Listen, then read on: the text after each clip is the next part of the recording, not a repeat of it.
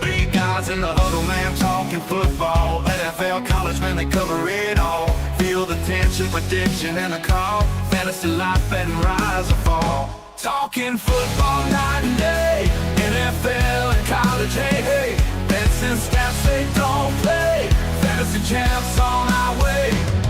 Guitars, roaring hearts, beating fast. Catch a pass, score, man, have a blast. Three voices, keeping it clear. Listen up, the season's here.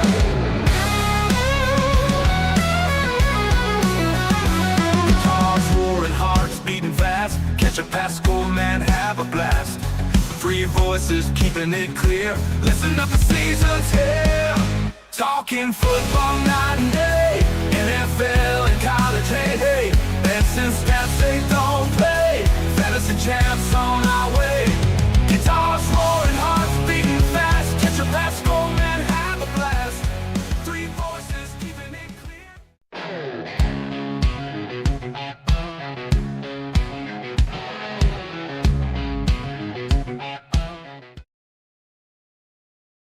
All right, it's game day. I think Riley's going to join us here in a little while. Sorry, I've been eating.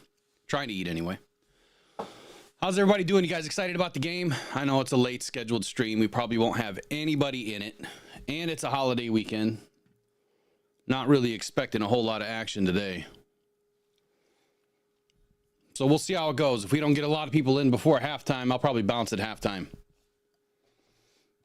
These Lions got to kick some tail today, man. They really do. Absolutely did not expect to see the news yesterday about what happened with this Lions team. If you guys had watched the video earlier, Brandon Joseph leaves practice, Friday, whatever. Apparently goes out and paints the town, allegedly operating a vehicle under the influence, gets arrested, taken into custody, goes through a battery of tests, blood tests. He was released, and the Lions let him go right away. Right decision. You just don't need that crap right now. You really don't. It's too late in the season to be having issues like this. It's too late in the season to say I'm sorry, because right now the Lions are in so deep with injuries, we cannot afford to have people doing stupid stuff. Jamo had his fair share of issues. I think it's behind him. I'm hoping it's behind him. And everybody on that team should have learned from what Jamo went through to know that this is not the team. This is just not the team to screw up. This is not the coach. They don't care. They will find a replacement. They will find somebody that wants to take that opportunity and do something good with it. So, really sucks, man. I really liked Brandon Joseph, the limited amount of time that he was in. I think he played well. Surprisingly well, honestly. He filled in not too long ago when Branch was ejected at the Green Bay game. He got a ton of snaps. He played great that game. So now we got a big test in front of us here.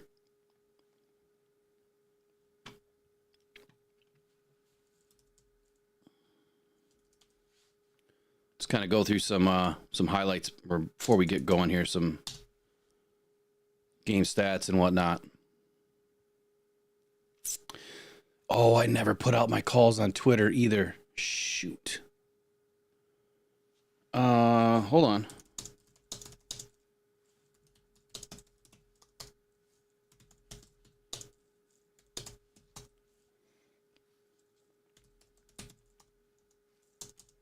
I'm thinking that Sam Laporta is going to get his TD. Patrick's going to get a TD. Of course, Jahmyr Gibbs, he's going to be toting the rock quite a bit today. He'll get a TD, possibly two. And, the other day I said I wasn't going to go with Amon-Ra St. Brown. I kind of did, kind of didn't. I know that Jamo's ready for the cold weather. I know that Amon-Ra performs well in the cold weather. I think I'm going to go ahead and pass on Jamo for this game. And we'll go Amon-Ra. TD. I definitely see where Jahmyr Gibbs could get one by air, one by ground. Either way, it's going to be a big day for Jahmyr. He's going to have to, he's probably going to tote the rock at least 23 times is my guess. Probably 100 plus yards.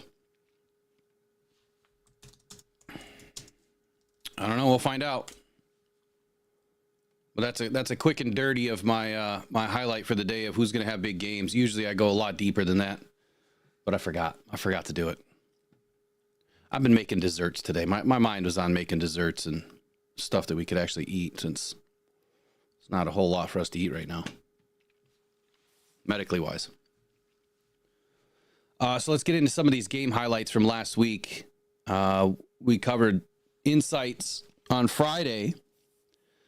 Now, this is a big game for the Lions defense, right? What are these guys going to be able to pull off? Not only in cold weather, it's an away game, it's outside.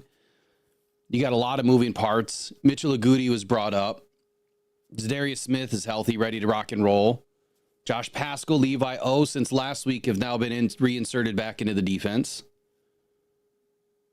All of these guys are going to have to figure out how to control and corral Caleb Williams.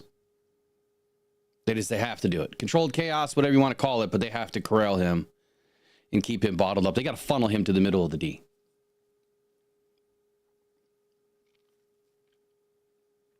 Now, the Lions defense have only allowed 30 points twice this season, and it happened in both of their previous two games. I do not expect the Bears to even come close to 30 points. Now, we are up against it, obviously. We have, quite a few injuries, but hey, this team is kind of weathered the storm all season. A lot of people jump ship at week 6. I dug in. I did not see where this defense was going to let up after all of the hard work that they put in because of one guy, but then it was 3 guys, and it was 6 guys, and it was 7 guys, and it just kept on rolling. And they just kept digging their heels in deeper and deeper and deeper, and they're going to have to do that again here today. This is a team, and the Chicago Bears team, that is down and out, right? They would love to play spoiler against an NFC North foe. Of course they would. It's exactly what we would be doing. It's no surprise that we're going to get their best shot today. We're going to absolutely get their best shot today. The guy that I'm probably most concerned about on defense today, Terrion Arnold.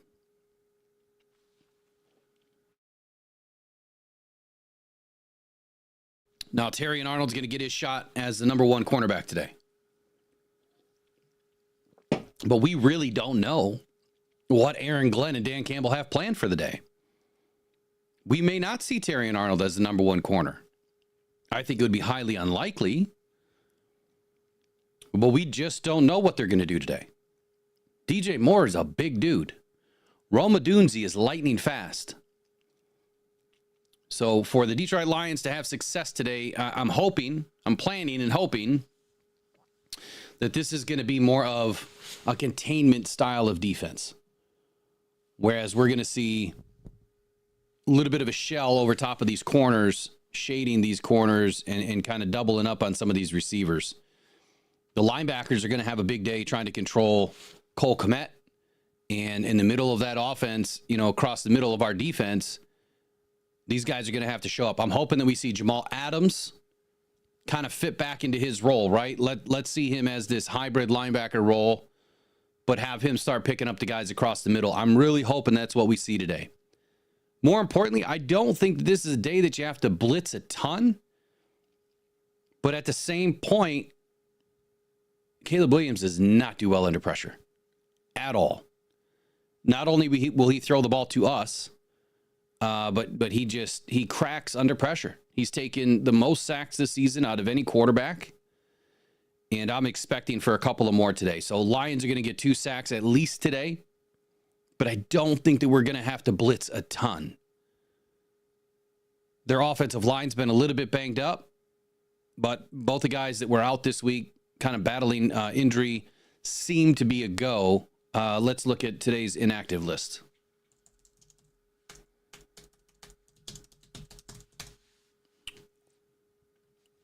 Graham Glasgow is a big one for us. He is out today. Obviously, we know that David Montgomery's out, but he's not on IR. Giovanni Manu, Broderick Martin, Jonah Williams, and Quan Alexander was the biggest one for me today after Graham Glasgow. I'm really surprised, really surprised that Quan Alexander got scratched for this game. I thought he's been playing pretty well. I really thought he was playing pretty well. On the offensive line, though, for the Bears, the guys, like I said, that were battling, it was, I think it was Jenkins and Jones. Both those guys are in. But Doug Kramer, which I believe is their center, and Karan Amagaraji, I think that's how you pronounce his last name, both out. Linebacker Noah Sewell, defensive lineman Gervon Dexter was questionable before today. He is out. And then defensive back Amir Speed. Running back Travis Homer, not a big one. Rashawn Johnson appears to be in. DeAndre Swift appears to be okay. So that's your inactive list. Thank you. Gunnar, go inside, buddy. Go in the house, bud.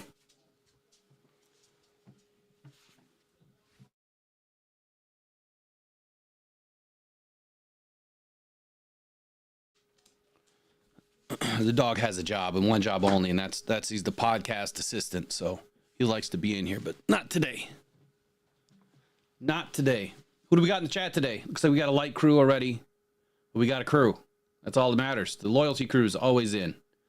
So welcome in. We got Jody, Denise, Brandy, Riley, Mike P, Lions Fan 76, Horse Sense, Estela Eves, Trace. Hope you guys are enjoying this holiday weekend here before Christmas. I'm sure a lot of you getting all of your last minute errands in. I would be lying if I said that I was ready for Christmas. This is like the first year in a long time. I just don't have it in me. I'm bah humbug all Christmas long right now. I'm just not into it this year. Just too much going on, man. Too much traveling for health reasons. And just too much going on, man. Just do not have the spirit this year. Maybe next year. I'm sure we'll be back to normal. So some of you guys in the chat, in the comments later on, you tell me, what is your biggest takeaway for this game? I mean, who's the most important player to you this week? Or what faction of this team needs to show up the most? I think our offense is going to be fine. I think our offense is going to continue doing what they normally do. But as far as this defense, today is test number 1. Are we going to be able to do it without a Lee McNeil?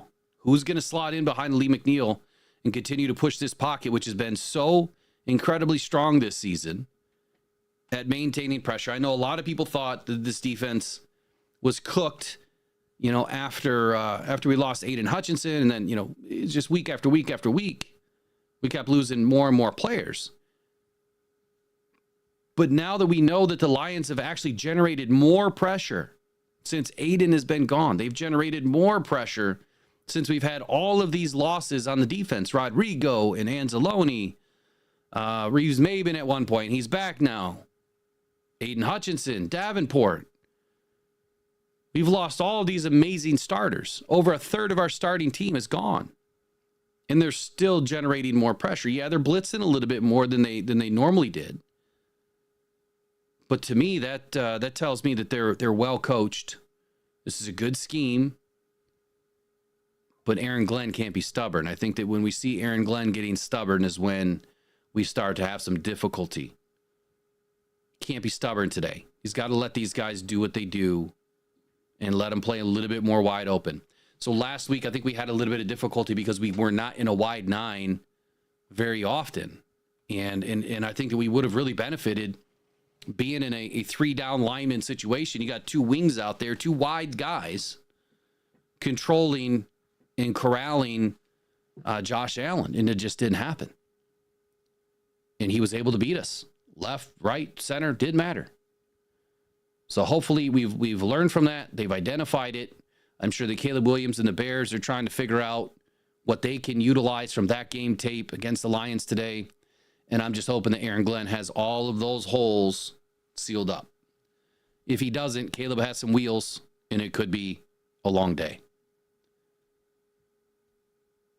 Kirby Joseph to get an interception today. That was one of my calls last week. I'm going to keep rolling with it. I think Kirby Joseph is going to knock down another one. Roger Orlowski, how's it going?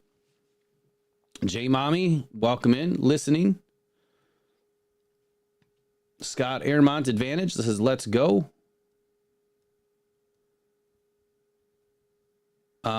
Big news as of last week. Started working with a gentleman that is a listener of the program and heard that I wanted to do the cruises this last summer. We didn't get it going.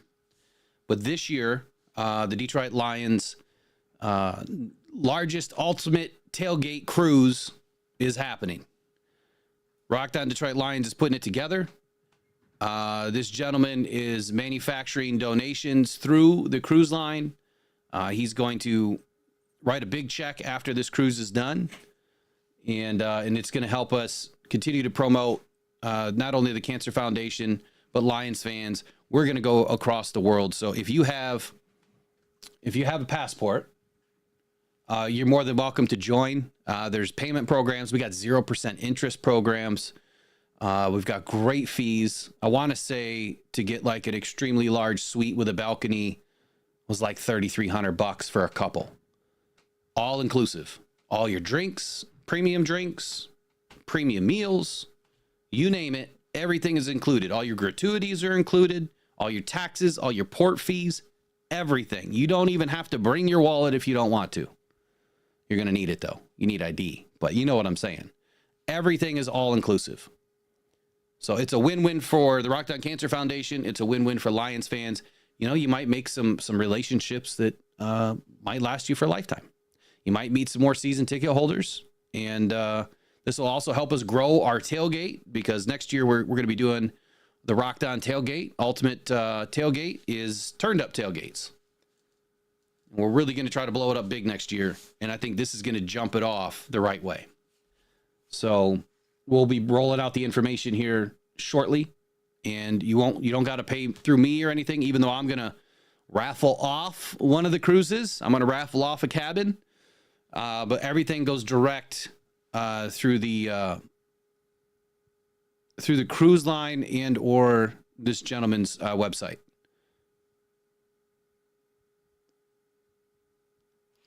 Of course, he's licensed, insured, errors and emissions insurance, all that good stuff. So we'll pass along all that information as soon as we get a little bit closer to the full launch. So I'm super excited about it.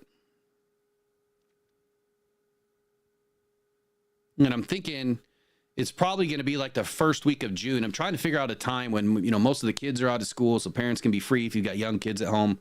And then also trying to match it up with the NFL schedule so that we're not really busy. We're done with OTAs kind of before training camp kicks off. So somewhere in between probably June and July. And then it's not so hot. Don't want it to be incredibly hot going through the Bahamas or Brazil, or not Brazil. Why is my brain? Honduras, Belize. That's one of the trips. That was the one that looked the most fun to me. The Bahamas.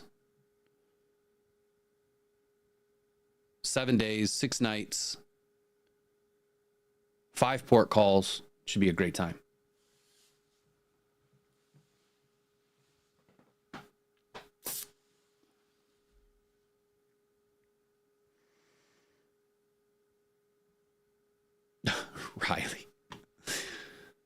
Riley, you come up with some wild comments, man.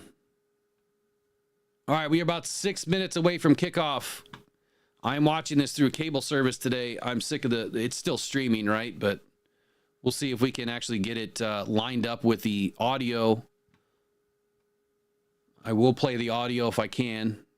I mean, I know I can, but if it's way off, then I can't do it. It's kind of hard to narrate, commentate.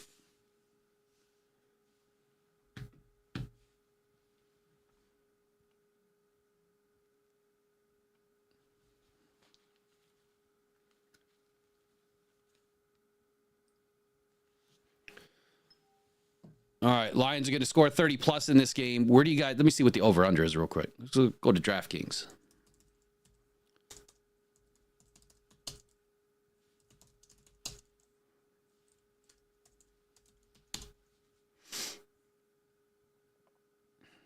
Garden Revelation says hit that Fonzie button all.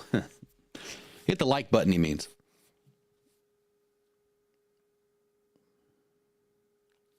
So Lions plus or -7 today. Over under is 47.5. So I think on Friday I said what? I said the Lions would be.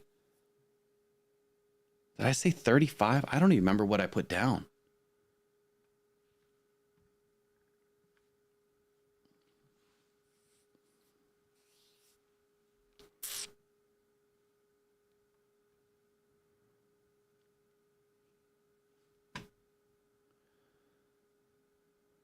I had Amon-Ra with a TD and 80 yards. I had Sam Laporta with a TD and 60 yards. I had Tim Patrick with a TD and 50 yards. I had J-Mo with 50 yards and no TD. And I had Jared Goff passing for 280 plus and 2 TDs at least on the day. That's going to be 3. And I had Jahmyr Gibbs 85 plus on the ground, 45 plus through the air. 2 TDs, 31-9. Lions over the Bears. All right, I need 30 seconds. I'll be right back.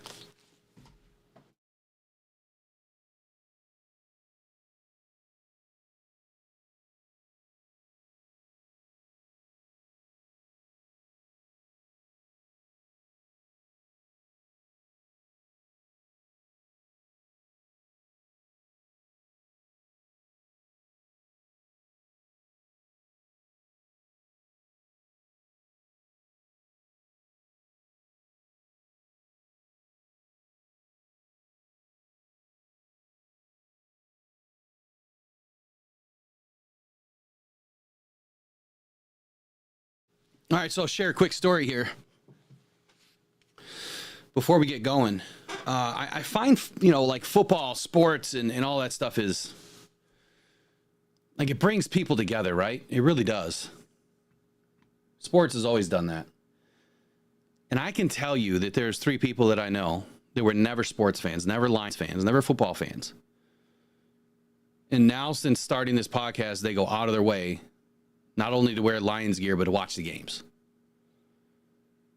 And I find that enlightening, man. It's pretty cool.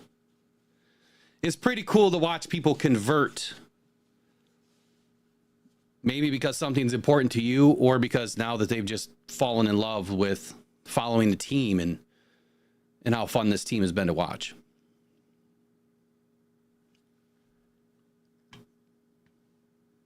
Appreciate it, Major Payne. Appreciate you, man. Garden Revelation, Merry Christmas. It is a Merry Christmas. I have no Christmas spirit this year. None. I don't know why. I think I'm just too busy. Too much crap going on.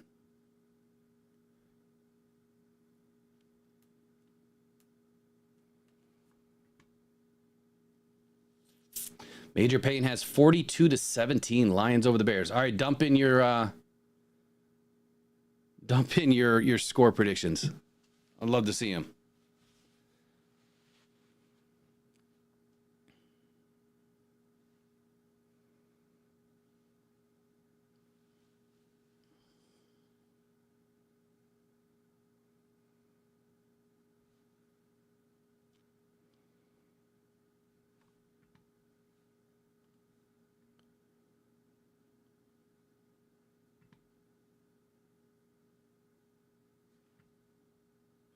Tate Brown, 24-21 Lions. Ooh, a close one, huh? I just don't think it's going to be that close. I'm hoping the Lions can really get out quick, get up quick. Offense is clicking. 46-3, says Brent Lighton. 35-24, says Riley. Warner U of M Dad, 34-13. I'm going to assume all of those numbers are for the Lions.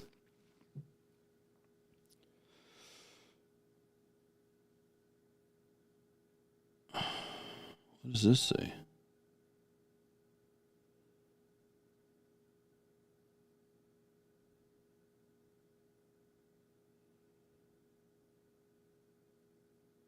I'm not quite sure why the Lions posted that thing about Jared Goff.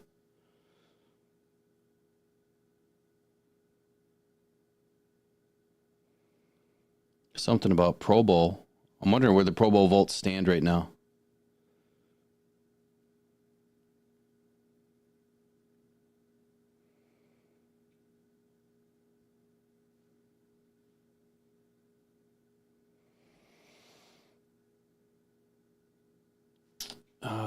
Let's see. Gibbs going to have a day. He has to have a day.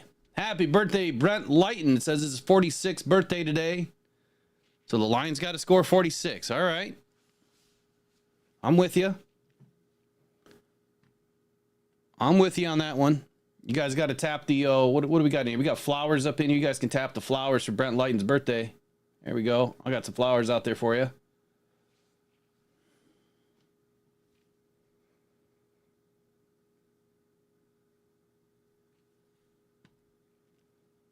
All right, it's after 1. Where's the game?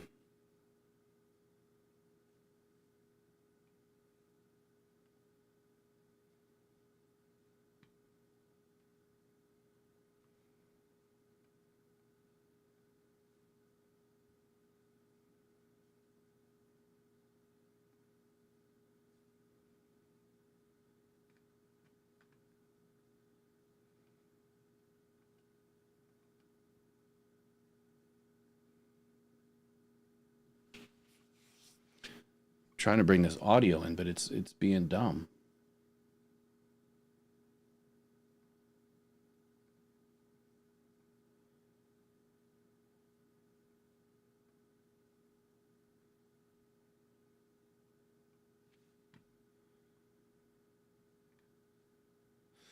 Oh, I think I know why.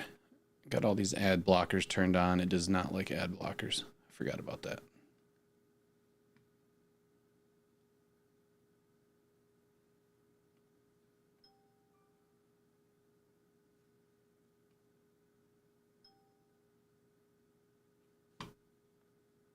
Andre Carter played the game.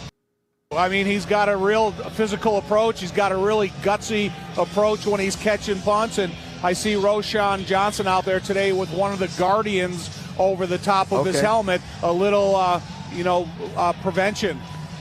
So Bears looking for their 798th regular season win in franchise history, closing in, becoming the second team in NFL history to reach 800 wins. I think your Bears feel ready to roll today against the number 1 seed in the NFC, the Detroit Lions, at least for the moment. Let's change the playoff picture, be a spoiler today at a minimum, as they kick off from right to left. The Bears and Lions underway, week 16. The kick by Bates on the short side, far side of the field, retrieved at the 8 on the run. So Lions kicking off to start the game. 20, lowers his head at the 25, gets to the 27. He's brought down there, and we're underway at Soldier Field for Caleb Williams and company to go to work. The opening drive is brought to you by Toyota. 'Tis the season to enjoy a great deal at Toyotathon. Hurry into your local Toyota dealer and give yourself the gift of great savings. Visit Toyota.com for more info. Toyota, let's go places. 15th start since 1970, only the second Bear quarterback in a 4-game span with 8 or more touchdown passes and no picks. Kramer in 95. Last 4 weeks, Caleb Williams breaks the huddle, sends Keenan Allen and DJ Moore out to the left. Moore's the slot. All right, Pittman got the start today on special teams. I'm loving it. So the game audio is ahead of the broadcast that I'm watching. So that's going to be a little bit of a problem. Like it went straight to a commercial. Last week, a high number of targets and less than 50% completion to Keenan. got to be accurate to make the catch, but again, they brought pressure from the... All right, I'm gonna pause the audio here for a minute so we can get caught up. All right, so the Bears are taking the first snap here. But I'm glad to see Pittman got the start, man. That special teams look vicious on that first play. So Caleb takes the first snap in shotgun. And, I mean, it was a pass behind the receiver there, but... Oh, man. Lions didn't seem to bring a whole lot of pressure on that first play. I don't know what that guy was talking about.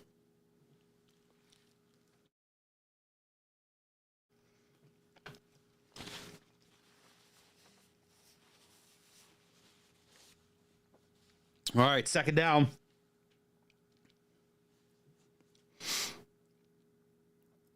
Caleb again in shotgun. They got a trip set to the left, jumbo set. Swift out in motion to the left. It's going to be a shuffle pass going for less than a yard. I like that play. I want to see that again. Just want to see the Lions do it. I like that play. That is something that J-Mo could do very well. Levi Onwuzurike is leaving the huddle on third down here. No injury concern or anything. Lions rolling with Pascal, Smith, Reeder, Nowoski.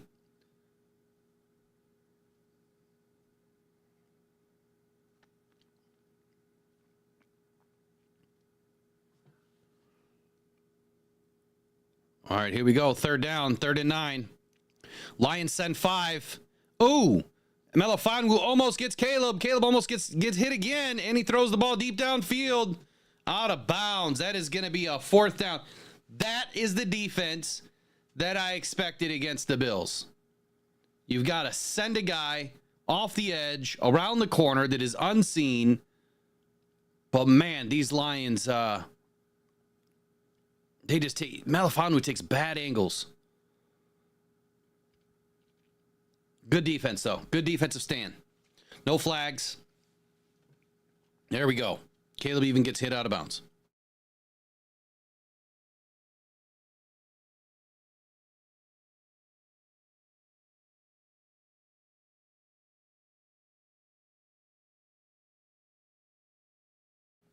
Tom Kennedy fields the punt.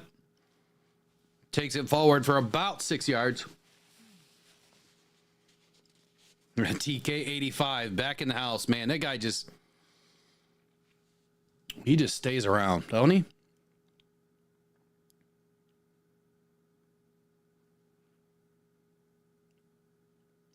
All right, here we go. Lions.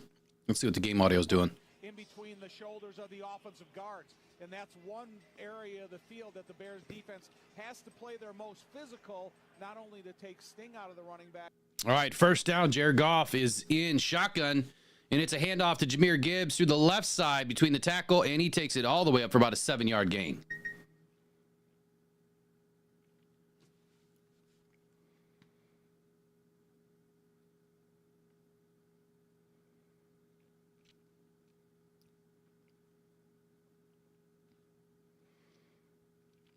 All right, 2nd down.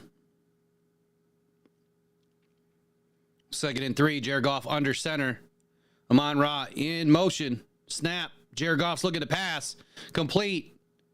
Out of bounds. That was a hit out of bounds. That should have been a flag for 15, but Jameson Williams. First down.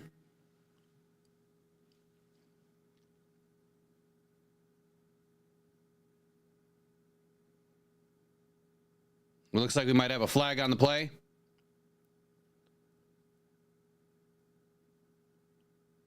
Nothing came across the screen, so what the hell's happening?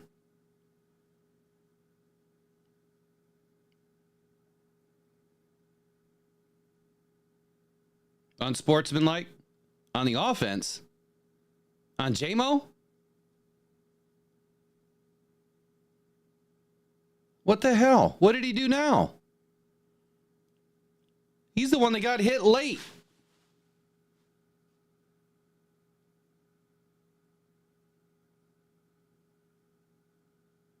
What?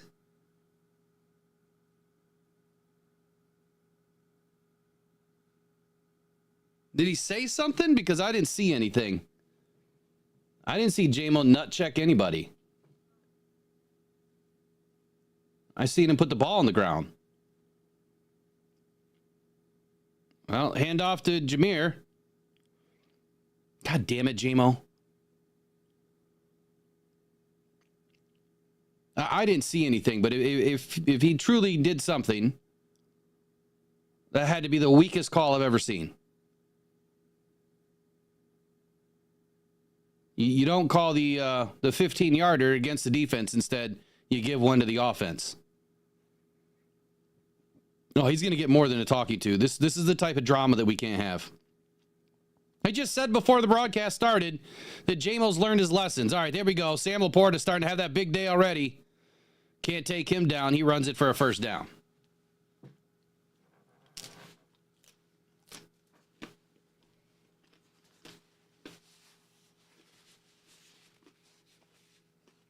Man, what a pass by Goff.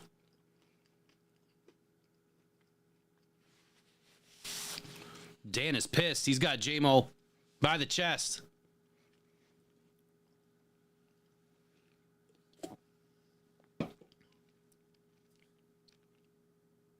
All right, we got a fake handoff. Goff is looking to launch it. He launches it to a wide open Amon-Ra St. Brown, and Amon-Ra had to slow down for the ball. J-Mo or Jared Goff kind of underthrew that one a little bit.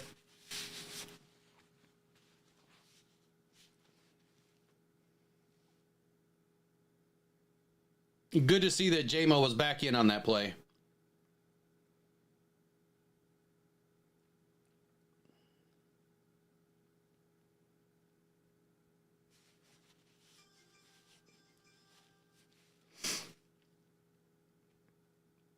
All right, 1st and 10 here at the Lions, or the Bears 20. It's going to be a handoff to Jameer off the right. Jameer finds a crease. Man, he takes it all the way forward for about a 6-yard gain. He's doing his best to emulate his D. Montgomery today.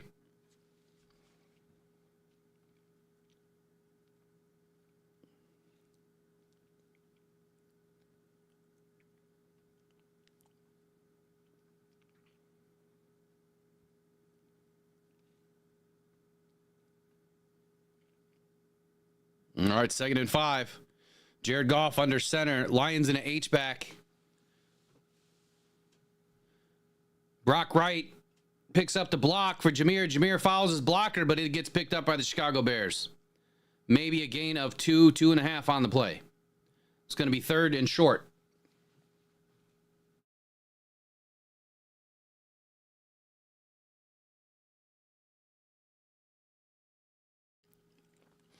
Forgot to touch on the fact that Mahogany got the start today.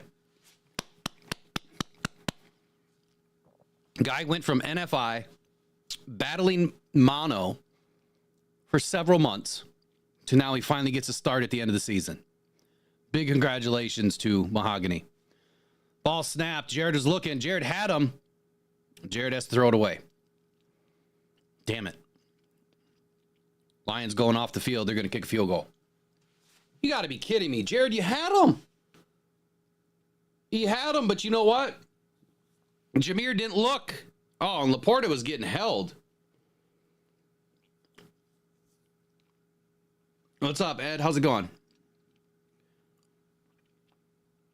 Jameer did not turn around and look on that play. Come on, Bates. You got to make up for last week's field goal attempt. Knock it through, buddy. There we go. Ooh, that ball started to sail to the right. Air's thin today. We'll see if I can rewind this and go back. So Jared under center. On that previous play. Here we go. Get a little my own replays today. I like this setup I got.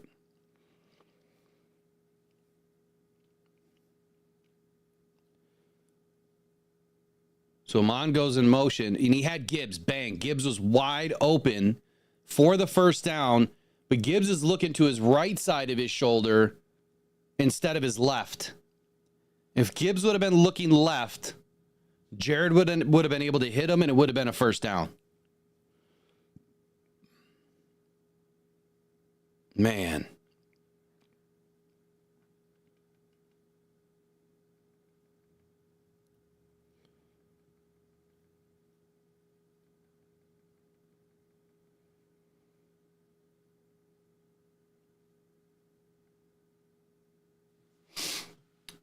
Can't have that. Jameer's got to look over his left shoulder.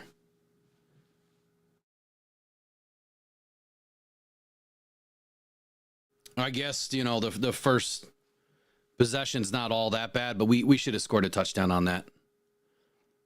I'm really surprised that Dan decided to take the 3 points there.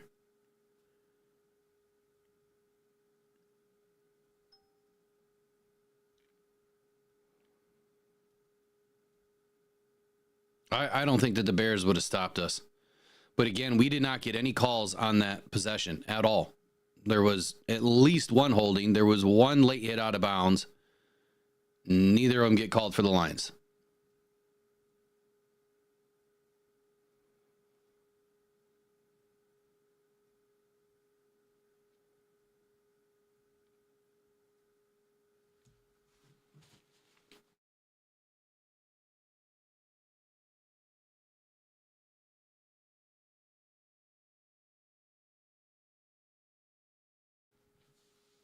All right.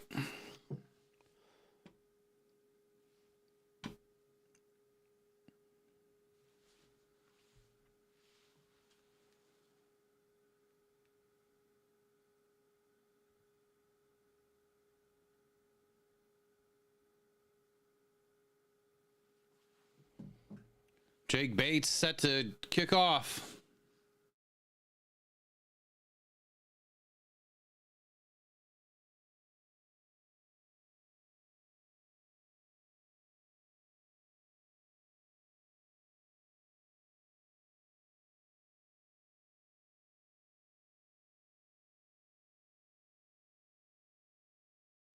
Like you said, you described, hit the point of attack and see if you can break a tackle. Coleman Shelton out of the huddle, down and ball. And Caleb has him down at set.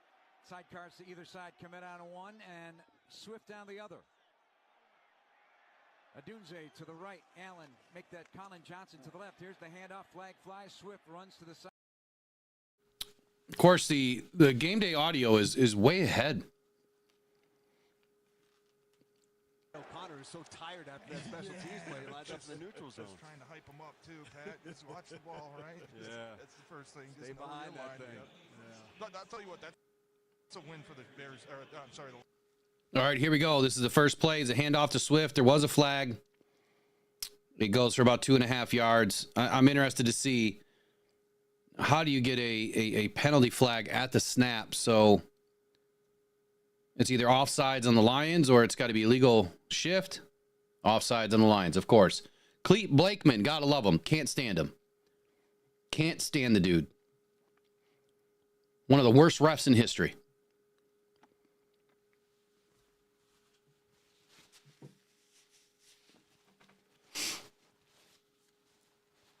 Especially for the Lions history. Terrible. Terrible. Can't stand the guy. We have lost so many games because of Blakeman. All right, so it's going to be 1st and 5 for the Bears. Snap, handoff to number 2. Who is that? Moore? He's going to get stood up. There's about 5 Lions hats on him.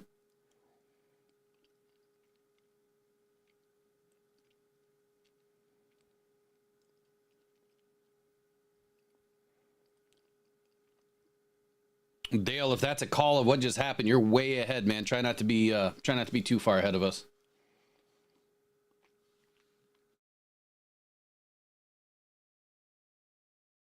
All right, here we go. 2nd and 3. Oh, ball's on the ground, and there we go. It is Lions ball. Pascal.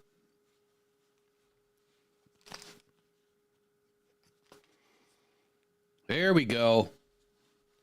Now, that was just a miscommunication, it looks like, on the Bears.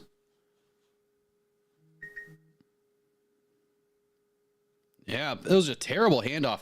So you were taught in Pee Wee football, you have to look that ball into the back's chest, and Caleb hung on to that ball.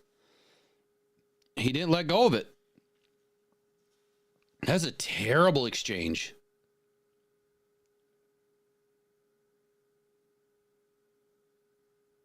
Caleb's a bust.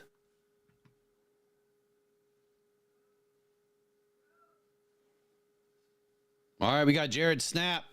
Oh, we got a screen to Jameer. Jameer's got many guys in front of him. There he goes. Jameer's going to scamper for about 25 yards. He did take a pretty hard fall there, but he looks to be okay. Man, Mahogany downfield, Panay Sewell downfield, everybody downfield blocking. What'd I say about the screen game last week? We got to use the screen game. Thank you, Ben Johnson. I know that call we had last week, Thursday, meant a lot to you. I appreciate it. Just kidding. Looks like Riley just joined the room. Let me get Riley added in here.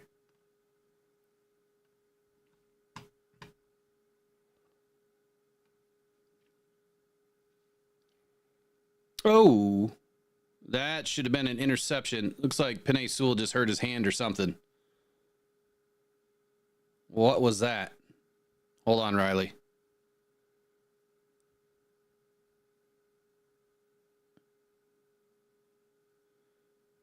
Oh my God. Like Jared threw it right at him. That was just a terrible play. Penei looked to get injured on the play. Maybe he didn't. Here we go. 2nd and 10. Snap. Pass to Amon-Ra St. Brown. He finds a crease on the inside. Makes one guy miss, and he's going to be way short.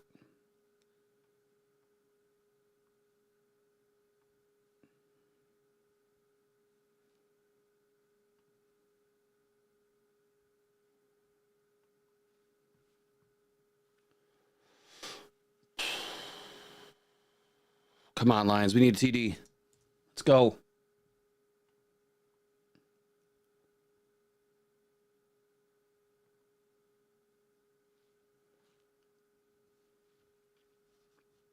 All right, it's 3rd and 6. Snap. Ball's handed off to Gibbs. Gibbs finds a hole.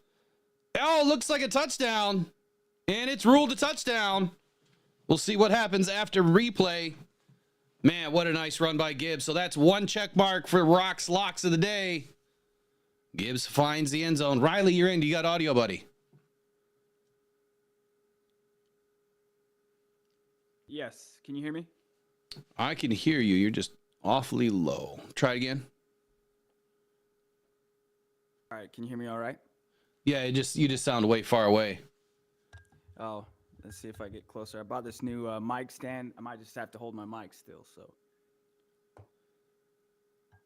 I can't see your, let's see. I'm going to get out of here on this other screen. Oh, you can't see my video? Yeah, but it's cool. I'll just go over to open a new window and go to the. Well, hold on. I must have something not turned on for some reason.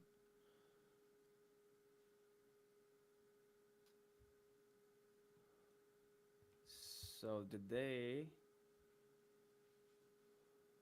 There you go. Okay, let's see. So they must have called it back. It is now 2nd and goal. Okay. Of course they called it back. I didn't see any reviews. I didn't Right. either. So what do you think of Clete Blakeman? Yeah, I didn't see why they called that back. So now we're at 3rd down, right? Oh my God, what is Jameer doing? Why did he slow down before the goal line? Dude, you got to jump over the pile. Yeah, just punch that in. You just got to jump. That's all you got to do. He totally just stopped. Is that a Gibbs jersey that you're rocking today? Yeah, I mean, he had that all day. If he would have cut to the right, he was in. He did get tackled. It looks like he didn't get a chance to make a decision there, but it is now 3rd and goal. I thought it was just 3rd and goal. And he's going to smash it in. Finally, now it's a touchdown. There we go. Just feed the man. Yeah. Wait, are they doing the same? Am I seeing things twice now? What's going on here? They do the same end zone dance? Yeah, it must have been like, just stick to the script. Like, we're scoring and this is the dance we're doing, even if we have to do it twice. Well, that one didn't look much different. Didn't look much different than the first one. Okay, so 10-0. And did we get a fumble on the last drive? I was just kind of. Yeah, we got a fumble from the Bears. Yeah, Dale. So I'm always either way behind or way ahead.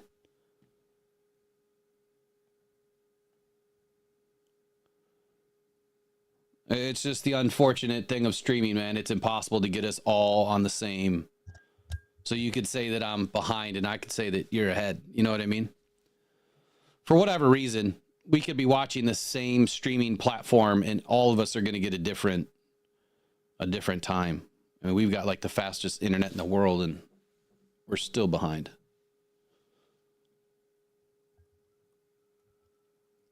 Yeah, so we did get a We did get a fumble recovery off of a bad exchange between Caleb and the running back. I don't even know who the running back was.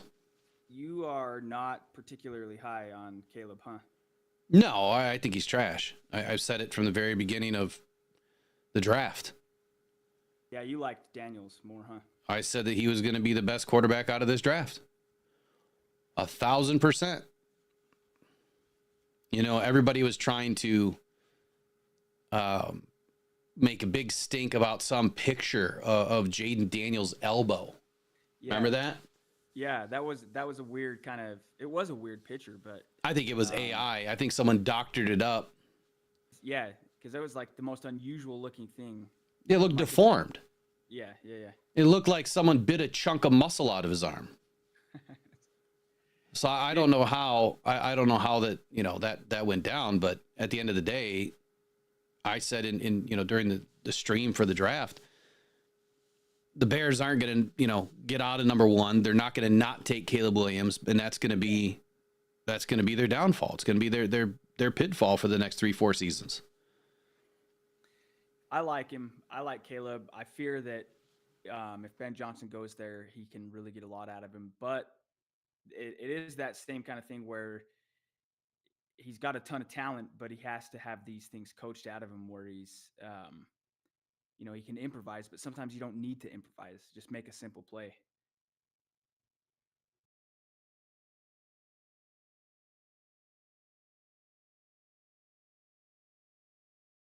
Ed O'Neill says, Hurts got hurt. Hate injury, but might be a break. That's a super chat from Ed O'Neill. Well, what's the injury?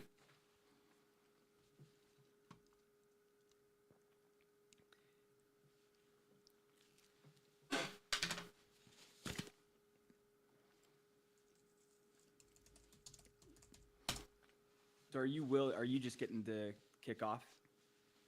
Yeah, I'm just now getting the kickoff. Okay. This is fantastic for me, getting to watch a game with Will and with everybody here. Last time I did it was with the Chicago Bears as well on Thanksgiving. So appreciate everybody being in the room with us. Yeah, they're kicking off the ball right now. Yeah. 106. And they're going to return it again. Ball's kicked short.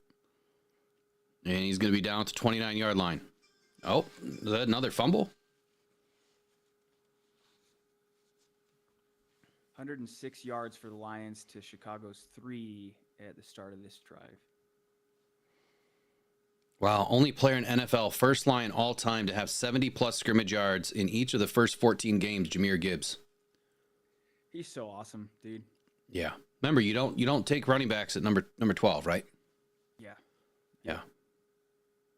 All right, here we go. We've got Caleb Williams under center at the 29, and they are in a tight formation. It is going to be a rollout, and it's going to be a short screen pass to Odunze. Dunze's going to pick up the first down. Takes a lick, though.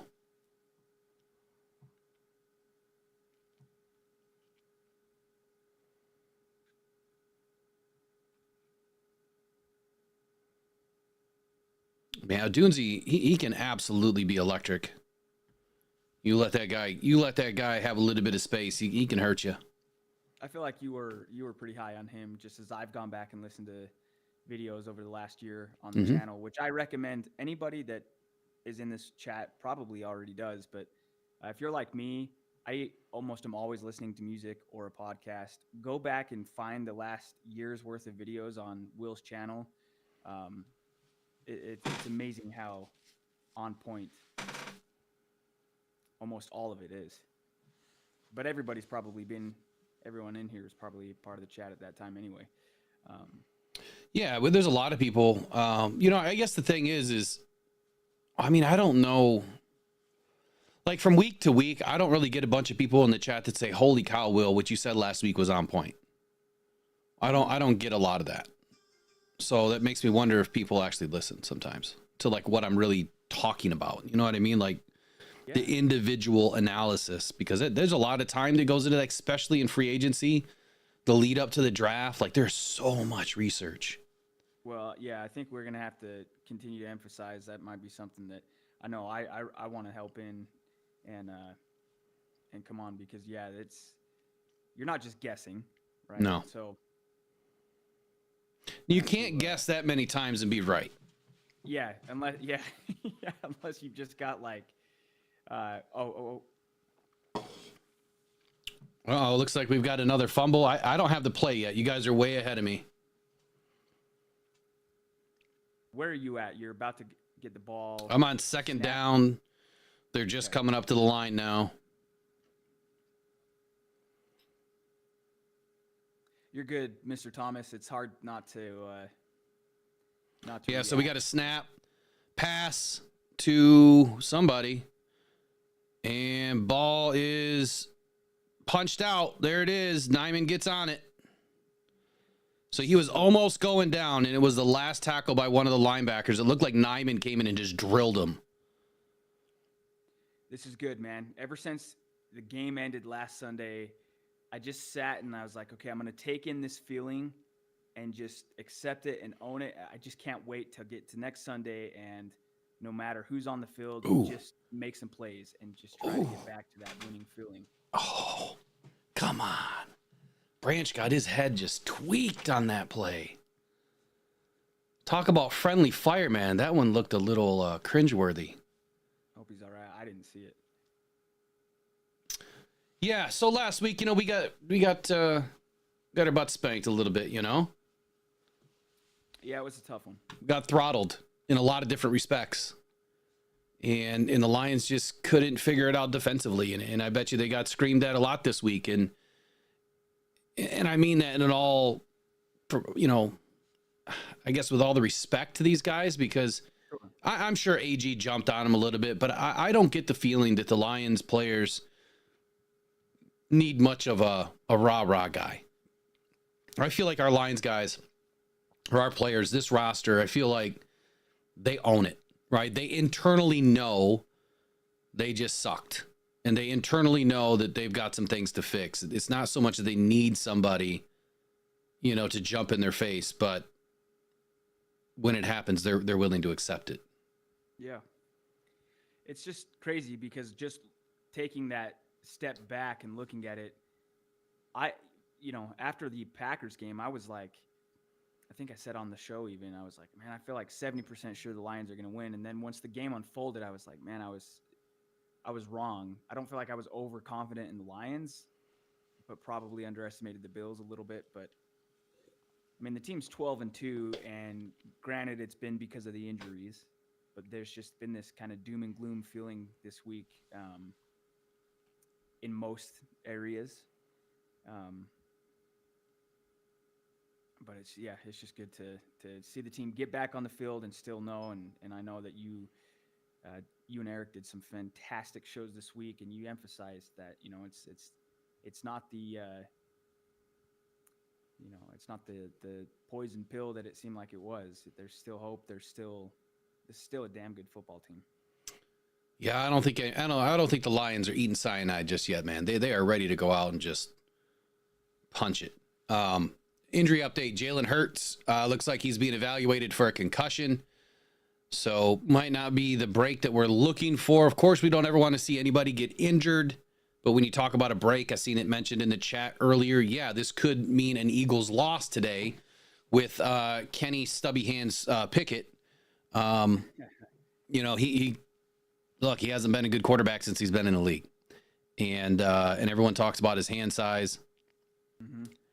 I don't know if it really has anything to do with him being a good quarterback or not. But yeah, if the Eagles take a loss today, it would help out the Lions big time. Big pass over the middle by Jared Goff to J-Mo. It's going to be a first down at about 22 yards on the play.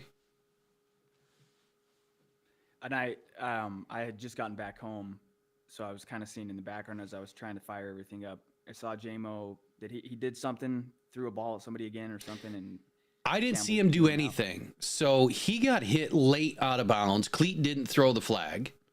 Uh-huh. And so when he gets up, it looked like he just spun the ball on the ground, and the ref threw a flag.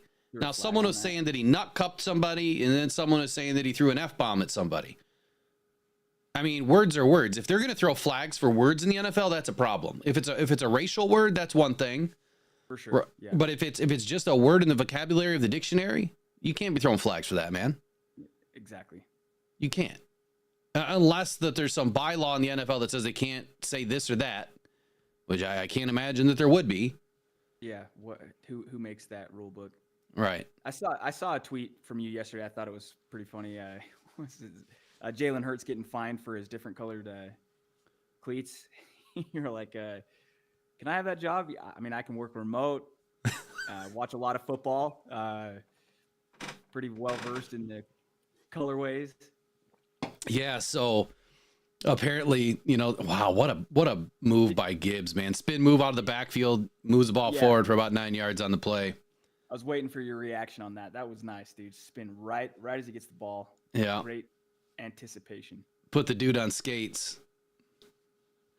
So, yeah, so I saw that penalty come down from the NFL on Hurts, 2 different colored shoes or cleats. And I'm like, they seriously got people watching the games to see what shoes they're wearing, to making sure that all their jerseys and T-shirts and everything that they wear all matches the game day attire. Yeah, fit all the guidelines. And I'm thinking, man, I could do that from here. But I was just being smart ass, Yeah, that's crazy. I wonder how much you get paid to watch football to make sure people are wearing the right color clothes. Yeah, right. What do you guys think? Over under in the chat. What do you think? It's over or under $50K a year to watch football to make sure people are wearing the right clothes? Do they get a commission, right? You find, hey, different colored cleats. There's 15,000, so you get a 10% kick. Yeah. Yeah. Right, I would almost just send players stuff everywhere. Here, make sure you wear this in the next game. Yeah. Get my 10% kick. Okay, this would be. All right, so here we go. Lions on 3rd down. It's 3rd and 6. Lions up 10-0. And with the last 20 seconds here, the first quarter. And Lions going 4 wide, 2-2, 2-by-2 set. Jahmyr Gibbs in the backfield. Ball's hiked. Jared Goff is going to pass the ball. And that was a terrible looking pass. Threw it right at Jamo's knees. Is going to be 4th and 6. Do you think they go for it? I don't know, but Jared could smell the pressure. He was just about to get hit, and he got hit as he was releasing that ball. And that's part of the reason why that ball fluttered out the way it did. Yep. So I'm just surprised. I'm going to rewind it here a little bit. I want to go back and see if anybody was open at all.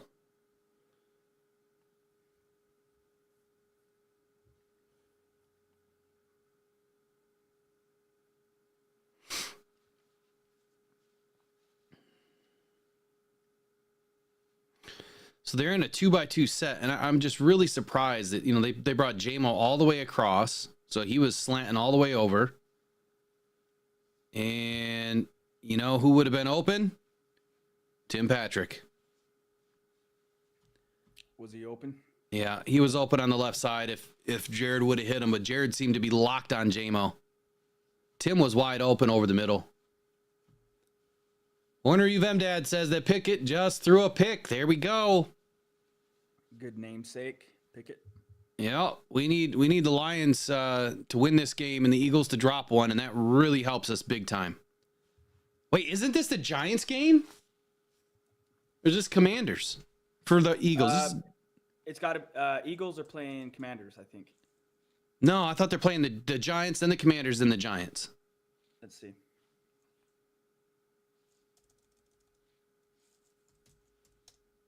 Bates field goal is good. Yeah. Oh, they are playing the Commanders. Poop. And they're up 14-0. Well, come on, Daniels, man. You got to get your butt in order. This is a game that we need you to win. Yeah, so the Eagles go Commanders, Cowboys, Giants. So Caleb Williams isn't throwing a ton of picks, but they just showed a stat here. That's his 3rd consecutive game, not only with a fumble, but a fumble lost. So a couple takeaways through the first quarter for the Lions, which is good. We'll take it.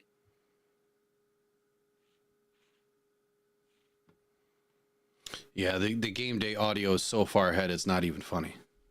Or at least I'm behind, so I guess whatever. I think it seems like maybe just by one play. I just saw the last play of the first quarter, so bringing it to the end of the first with the Lions up 13-0. Yeah, so Mr. Thomas, Hurts was being evaluated for a concussion. I believe he's still out of the game. First and 10, Caleb Williams completes about a 18-yard pass. So Tate Brown says he's watching from Toronto. Mr. Thomas is in Canton. Dale Lynn, Fox 66 Flint. And Brandy Coffee is on commercial. Speaking of coffee, man, I need to get my Honolulu Blue. Who in the chat has had Will's Honolulu Blue? Let us know.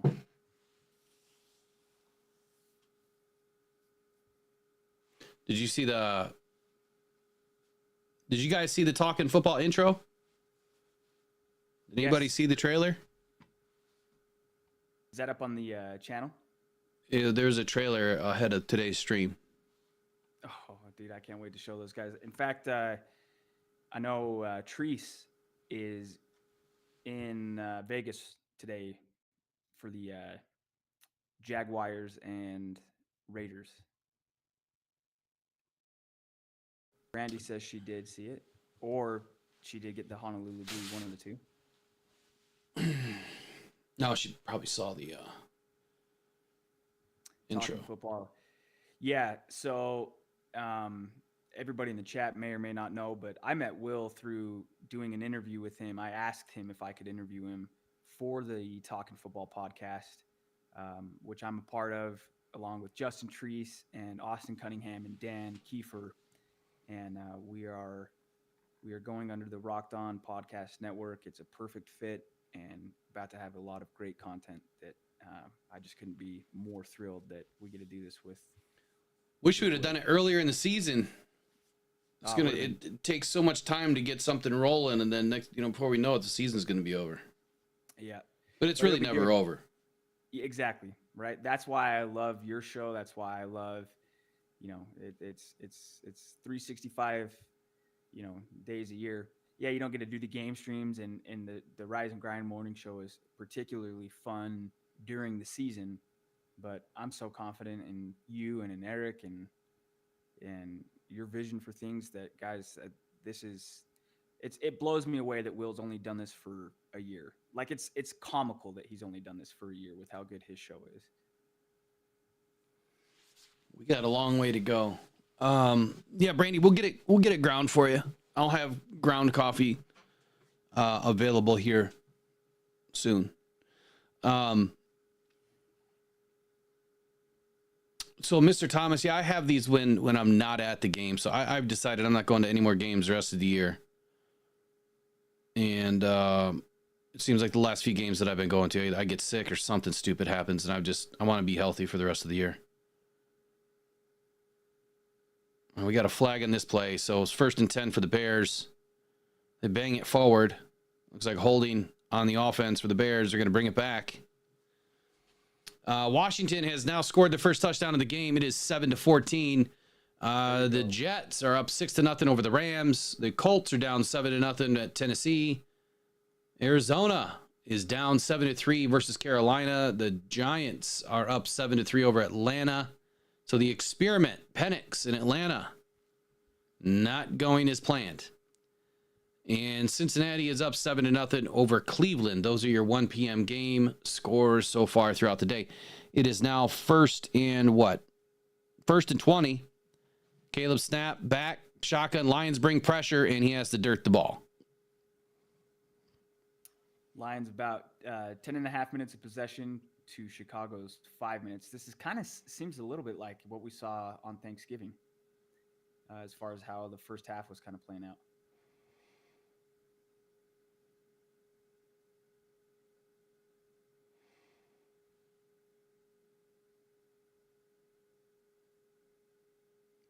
I'm just glad we've got an early lead. So I don't think that anyone is going to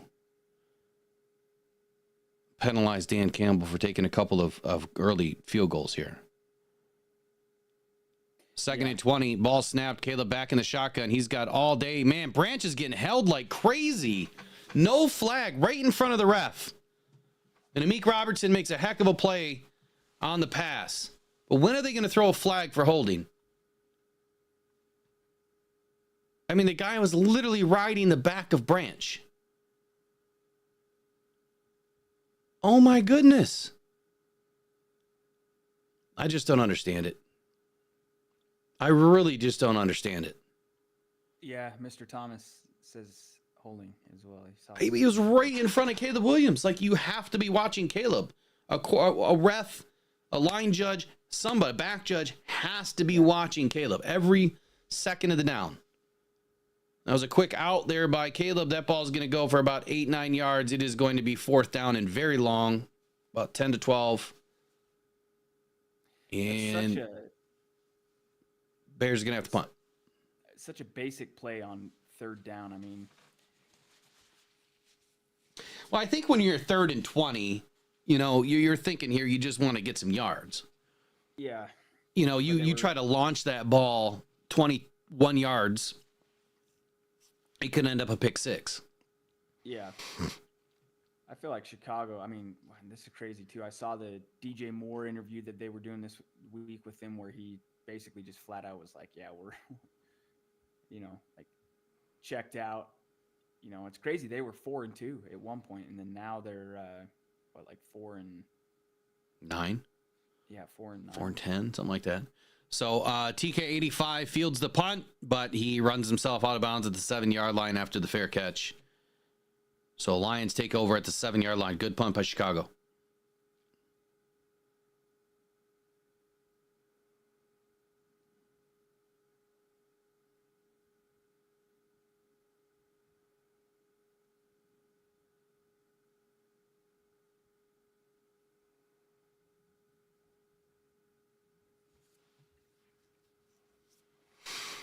Nice play by Captain Jack from Brent Layton. Mr. Thomas, Branch could not pull away from that guy. Damn. Yeah, that was terrible, man. I just don't understand. I just don't understand how they can't throw a flag on that.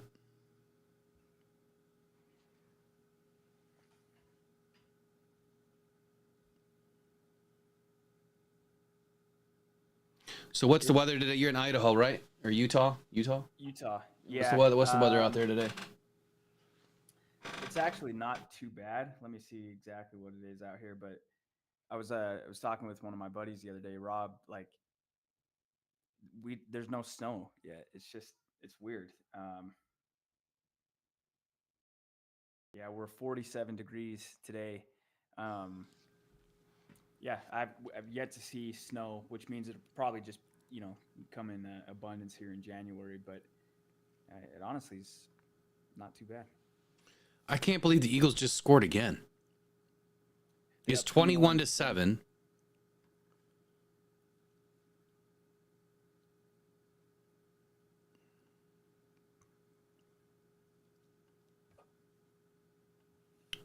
Oh, come on. I was trying to get the, someone said that Barkley's already got like 200 yards in the first quarter. That would have been nice for me last week in the fantasy playoffs. I took a second highest scoring team throughout the year, barely finished 500, and then lost in the first round. Yeah, Saquon's got 109. He's got seven carries for 109 yards, 2 TDs. 200 is a little crazy. Brandy Coffee says it's 27 degrees here. Are you in Michigan, Brandy?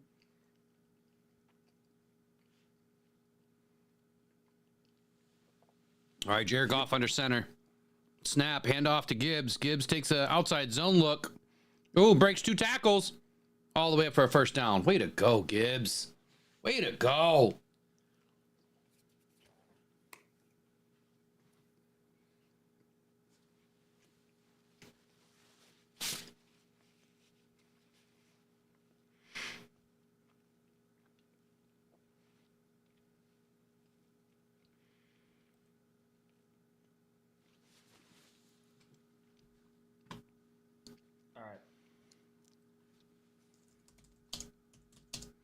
Jared Goff snap, takes the ball, launches it deep downfield. Oh my God, J-Mo catches it for a touchdown. That is like an 80-yard pop. Oh, and I left J-Mo off the list today. 80-yard bomb. Those are the plays we've been waiting for, right? Those are Wow. what he brings to the offense. It was like 77, 76. No, What? it was like 83, 82. 84. I think 82, just a bomb. Perfect. Everything was perfect. Perfect throw, caught in stride. And Chicago fans got to be feeling like... Man, and I left J-Mo off the list. I did not think that Jared was going to go deep really much this game or need to. But apparently they just wanted to get downfield and score and be done with it. Oh, that was almost a bad hold and snap there by special teams, but Jake Bates still got it up and in. Extra point's good. Mr. Thomas says it was 84. 84 yards. Yeah, Ed O'Neill. Goff can't throw deep outdoors. What clowns? Yeah, I can't believe the people that say that stuff. That he can't throw deep. And two, that he can't play outdoors. In the cold. That might be his longest touchdown of his career as a Lion. Might be.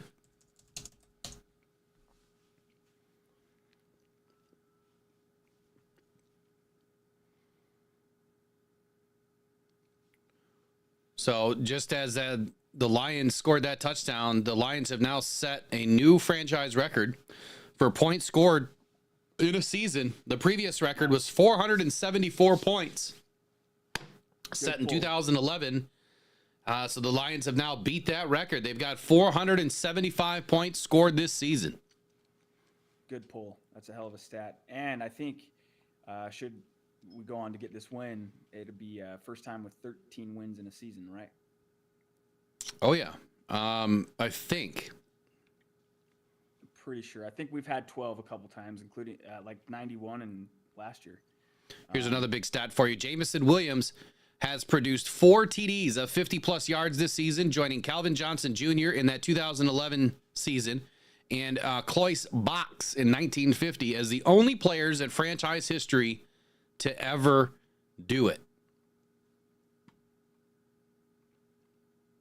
Also, 11 minutes ago, Jahmyr Gibbs has produced 70-plus scrimmage yards in 15 straight games, tying the single-season franchise record set by Barry Sanders in 1997. I expect that he's going to smash that record.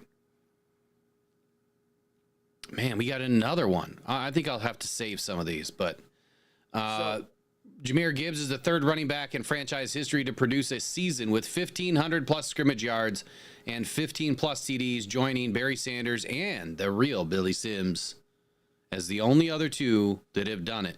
He is in rarefied air, man. This is just a beautiful thing to see, dude. This is and a good friend and my personal friend and friend of the show, Jack Rumsey. He's got Gibbs and J-Mo in his, I think he's in the semis, and it's semi-week for fantasy football for everybody. But he was asking me earlier this week, should I play Zay Flowers? Should I play J-Mo? And I'm like, man, I lean J-Mo. But yeah, when you see an 82-yard bomb to J-Mo, now you feel good. Big smiles on the sideline. Way to respond. Because like I said earlier, I saw Campbell chewing him out on the sideline for whatever that was that happened. But those are great stats, Will. We're rolling right now. Let's keep this going.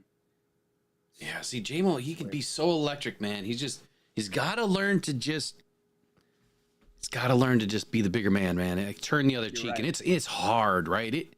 It's hard. And I'm not saying it's easy because, like I've said to you guys many times on this channel, I probably didn't mature until yesterday. You know what I mean? Like, it takes a while. You've really got to go through a lot of stuff in your life and get a lot thrown at you, and then you finally decide to grow up someday. Not everyone's blessed to, just be a yes man out of the womb. If you're a yes man or a yes woman, yeah, you're probably a little bit more behaved and a little bit more mature, but I like to push the boundaries. I feel like you don't give yourself enough credit, which ironically is one of the things that I like about you, that you've got a sense of humility.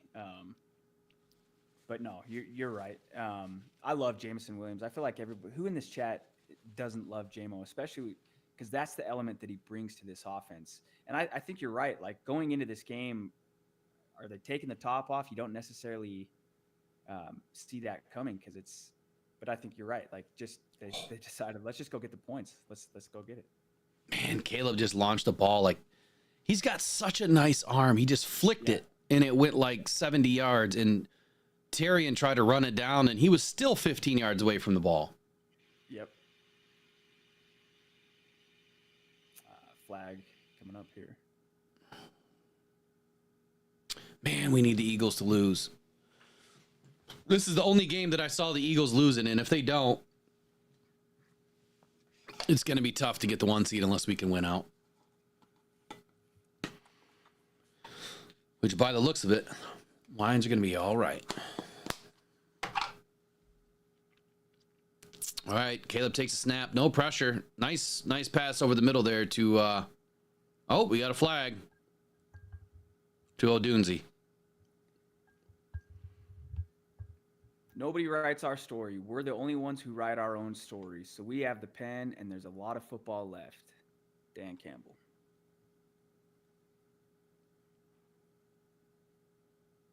Legal hands to the face on the defense. Okay. Yeah. Oh, I see that. The Dan Campbell mindset. Yeah, yep. Jack Rumsey says, JMO ain't no lame-o, and he's absolutely right, dude. It's funny watching that game last week with them, too, because it was clear that Lions were likely going to lose at that point, and then JMO gets that very late game touchdown. I'll take a touchdown from JMO anytime, but prefer it in this situation where it puts us up 20-0 still in the second quarter.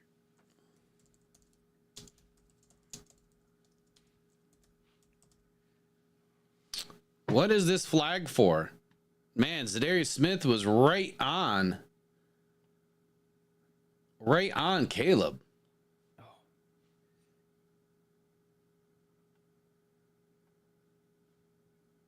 They calling something on the Lions again, or is that on the Bears? I'm pretty sure it was on us. I don't know. I thought he was pointing at the Bears. Looks like it's 1st and 15 for the Bears. They must have jumped offside. Okay, yeah. Or false start, I mean.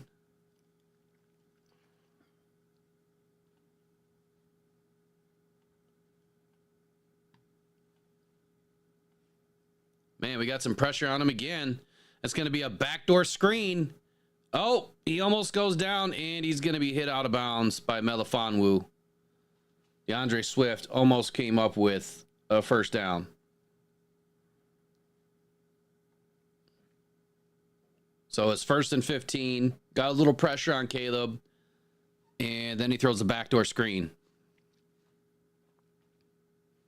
It's just wild thinking of DeAndre Swift. I remember all over the years when we had Kerryon Johnson and then DeAndre Swift, and you're just trying to find your stud running back and trying to convince yourself that was going to be the guy. And then now you look at Jahmyr Gibbs and it's like, okay, there's absolutely levels to this. Johnson and Swift had, moments for the Lions for sure, but just totally different having 26. No one told me I had ads on. I just turned ads off. I apologize. All right, so Bears ended up getting a first down here. It is 2nd and 10. First half offense is asleep. 6.9 yards per pass. 12.1 yards per what? Plus 38-point differential. 9th in the NFL. Bears are a second half team, apparently. Yeah, they're going to be coming hard for Ben Johnson. That's no secret. But it's crazy because this is their 3rd game in a row. Oh, that should be an incomplete pass there. It was a nice play.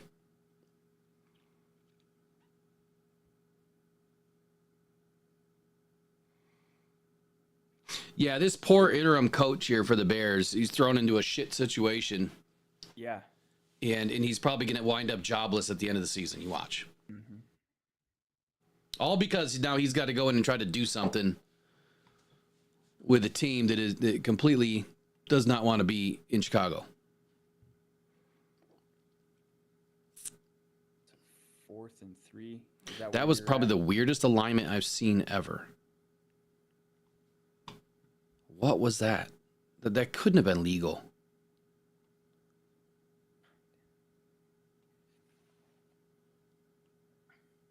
Yeah, Mr. Thomas, you're right.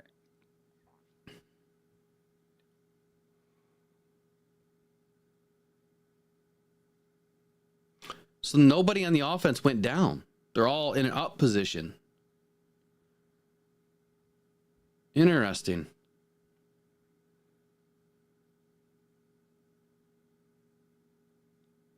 Where are you at now? Are you 4th down? Yeah, it's 4th and 3, and they just completed it to a Dunes for a first down. And then player down for Chicago, and I don't see the player down yet.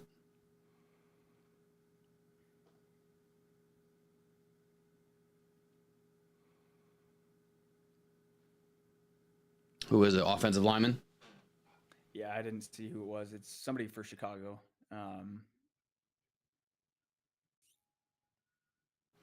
So I don't understand what's going on with the defense. So we get out to a hot start, right? And then we get a lead. And it's like we go back to this defense of, I don't get it. What is this defense? Why are we just letting them get away with everything? Yeah, I don't know. That 4th down and 3, I think Mr. Thomas was saying it too, but it was just way too much time. It was like we didn't even put pressure on him. And when you're up 20, just send the house. Like, if they get it, okay. Yeah, exactly. Like, at this point, you might want to just go 0 blitz on 1st down. Yep. It's freaking Caleb Williams, for God's sakes. It's the Bears' offensive line. Send a 0 blitz. Mm-hmm. Or at least send, 4 or 5 guys in a corner or something, get these guys backed up, and then you can sit back a little bit. Like I said in the pregame, I did not expect the Lions to blitz a ton. I did not expect for us to try to bring a bunch of pressure. I thought that we would just try to corral Caleb. But if you notice, Caleb Williams is not even trying to run at all. He is not trying to run. He's just trying to be a pocket passer. He might scoot the boot a little bit and get outside and try to wing it downfield, but he is not trying to run there, not doing any called plays for Caleb Williams. And that's probably intentional, that they don't want to risk any unintended injury for Caleb Williams. It doesn't make any sense at this stage in the season when you are out of the playoffs, your season's over. Exactly. And he can do it, right? So just let's work on keeping you in the pocket. And yeah, so the other thing is, why are you even playing Caleb Williams right now? Like, his season's been trash. What are you going to learn from him the rest of the way? Nothing. I'm very surprised that they are keeping him, in the game. Maybe they don't believe he's the franchise quarterback. It's like I said at the beginning of this year, whoever gets Caleb Williams is going to be sorry. I knew the Bears were going to take him. I knew the Bears were going to have a lot of trouble because they tried to buy a team. Ryan Poles has bought everybody on this team. And there's guys in this locker room that I guarantee don't mesh well. Oh, man, they got a pretty significant injury, it looks like, here to this offensive lineman. Yeah, they're bringing out a cart or something. It's tough, man. I don't know how it's been around the rest of the league. I mean, I've seen the graphics of how many guys on IR each team has. I know Lions have been at 22, and I think the next highest is like 15. But yeah, that's just the rough part of football. Yeah, so just came across my phone here. Jalen Hurts has definitely been ruled out. Oh, he's out. He's out. So he does have concussion. So he will enter concussion protocol this week prior to the Dallas game. See if he can make it out of concussion protocol. I don't know if Hurts has had a whole lot of concussions in his career. I don't think he has.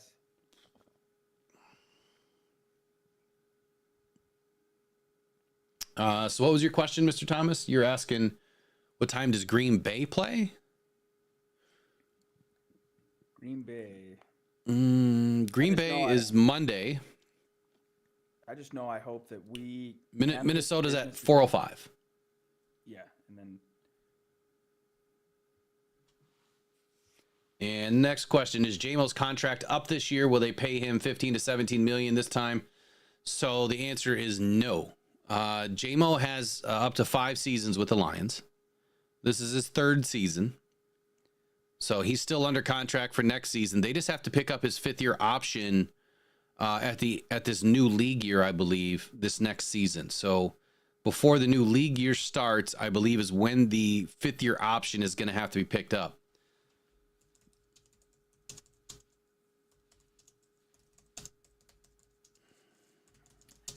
Braxton Jones for the Bears. Looks like he's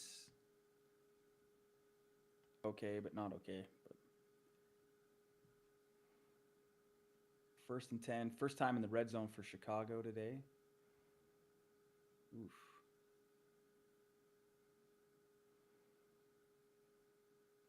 Okay, so here's the rule on the 5th-year option.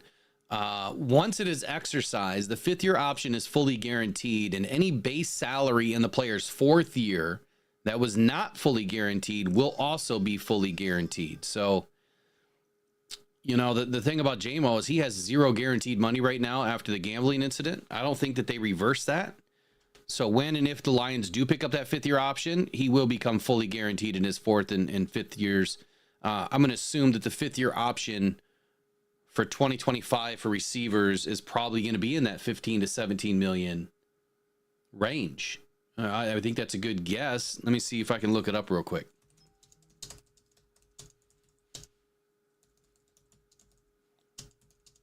So we are 2nd and 10 for Chicago. Caleb Williams, most times sacked in the NFL this year, 58 times. Yeah, it's craziness.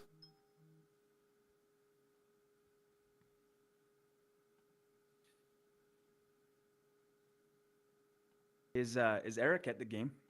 No, he's at one of his friend's house, I believe. Gotcha.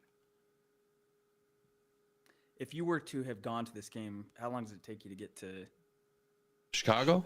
Yeah. 2.5 to 3 hours.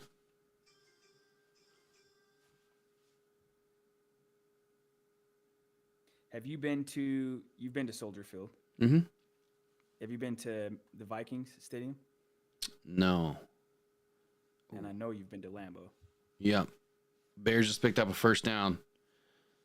7 minutes, 55 seconds left here in the 2nd quarter. Lions up 20 to nothing. It is going to be 1st and goal for the Bears.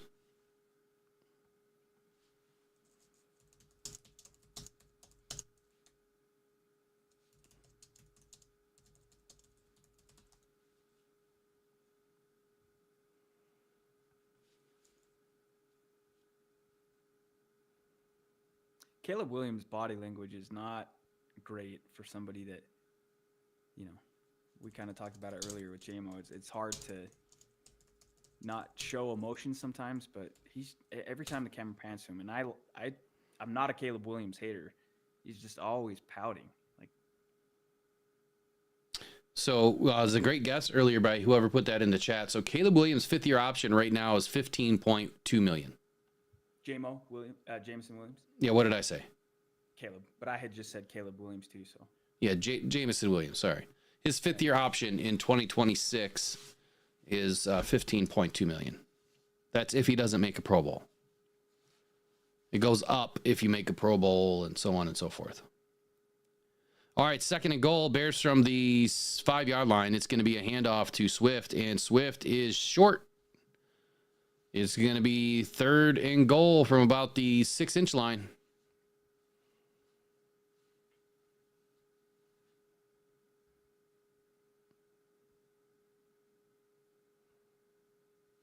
yeah, I'd love to comment more on what's happened, but I'm gonna play ahead, and you guys are here to hear Will, not me. But all right, here we go. I just don't understand why I'm always so damn behind. It's all good. It's all good. This community just follows your lead. We're good. Let's see what happens on this. Yeah, so cheap Cole Kmet TD there. Yeah, that's too easy.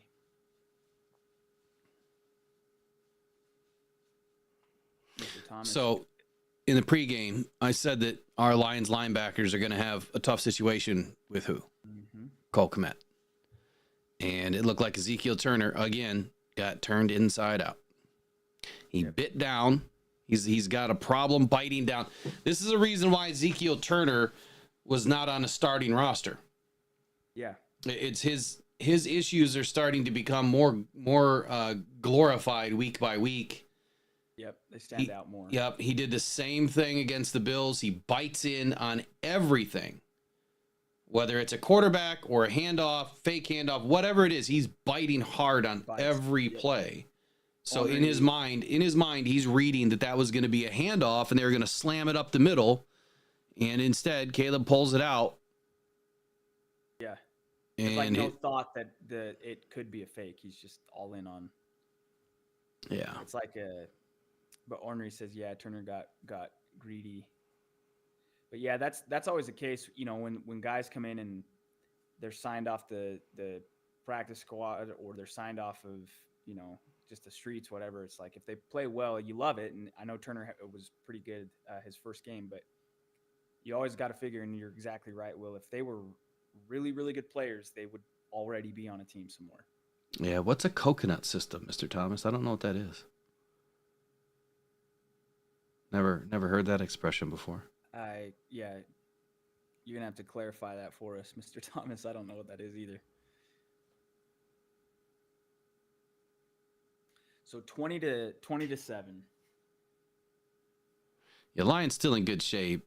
And well, we kicked the ball off to start, I believe, right? So Deferred. Yep. So yeah, we should be getting the ball in the third.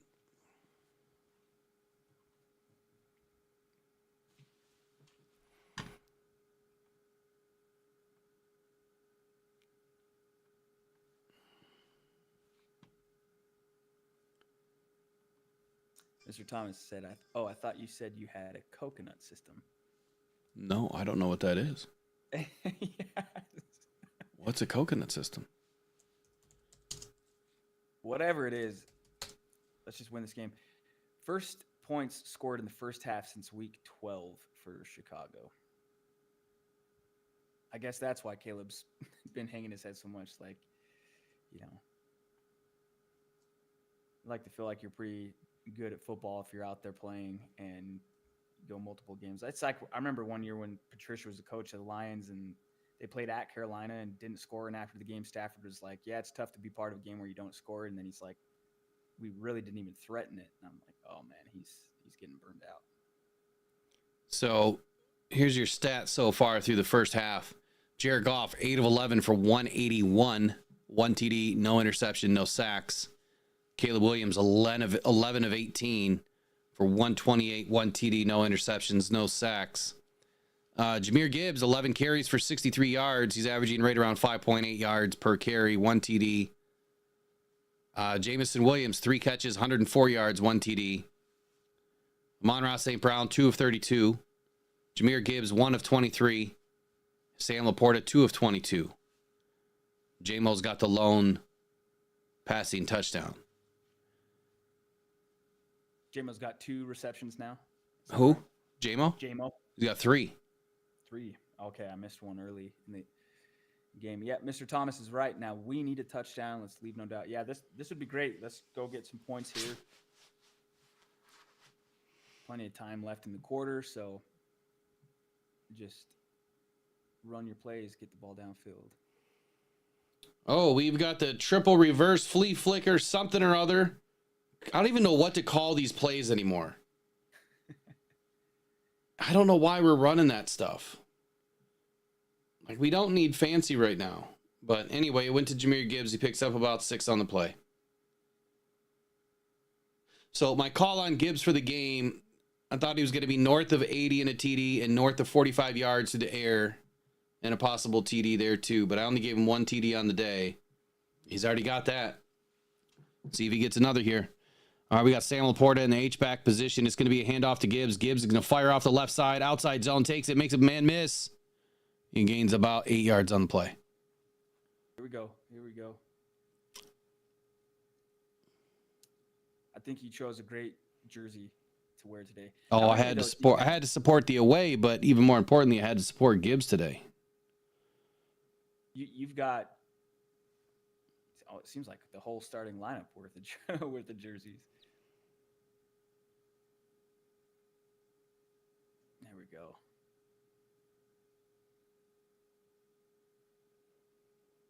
Oh, we were going for the pass right away. It's going to be over the middle. Oh, Gibbs has got great vision and anticipation. Oh, I love that.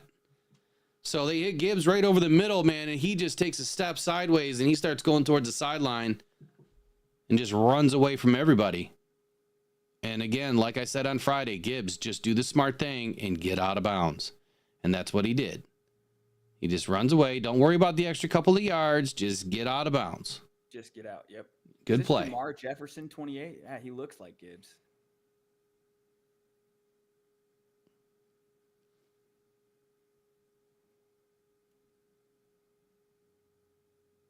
I think you're right, though, Will. Those last couple plays, that's just what we need. Don't necessarily really need fancy now. You took the top off with the deep ball to Jamo earlier. Just we're fine right now with 7 yards here, 10 yards here, 4 yards here. Just keep it moving.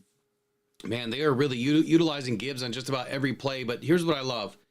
On this play, this last play, Jamar Jefferson, not only does he come in and pick up a block, but Jahmyr Gibbs, gets a little bit of a rest. But Jamar Jefferson comes in, picks up a block, releases, and then catches a pass for a first down. Yep. Love it. All right, this is Tim Patrick time. Let's go. I see Tim Patrick up to the left. Amon-Ra down on the bottom of your screen. Lone setback is Jahmyr, and it is snapped. It's going to be handed off to Gibbs. Gibbs finds a hole. Love the patience. Gibbs is such a patient runner. Will, let me ask you, I feel like you would be a head coach, but if you could be an offensive coordinator or a defensive coordinator, which would you be? Defense. I'm not smart enough to do offense. Like, Nah, I think you are. it's way too confusing.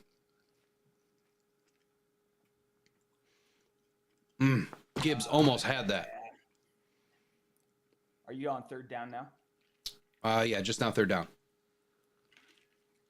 What about everybody in the chat here? If you could be, or what position would you play? What position did you play? No, if I had to go back and replay football, I would have played quarterback. But I didn't know I was gonna be this tall until later on. How tall are you? Used to be 6'1". Would have been a little short, but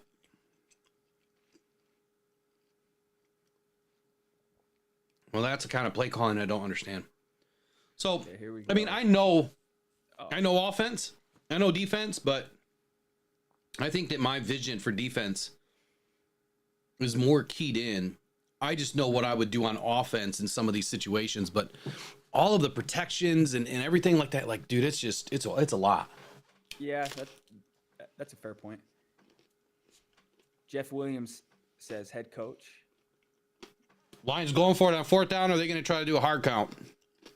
Yeah, so as you're looking at the clock, I thought, are they going to let it jump? But Oh, and they did. got it. Lions got him to jump. Booker. That is, I can only imagine.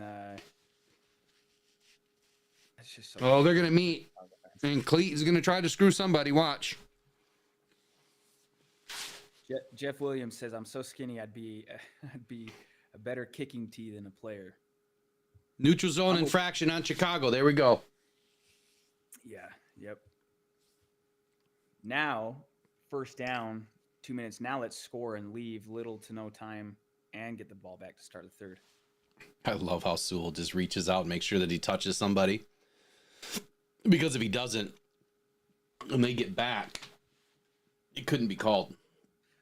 When So Sewell's the first draft pick that Brad Holmes, Dan Campbell regime makes. Were you elated when that pick was made? Were you, because he was like, I remember him being talked about as like a potential number 1 overall player, and then it was in the same draft. Hang on, somebody just jumped in on my account 1 sec. Let me go reset it. But what were your thoughts? Did you want Sewell, and were you stoked when we got him? Oh, yeah, of course. I mean, Sewell was exactly what this Lions team needed. We needed to protect Jared Goff.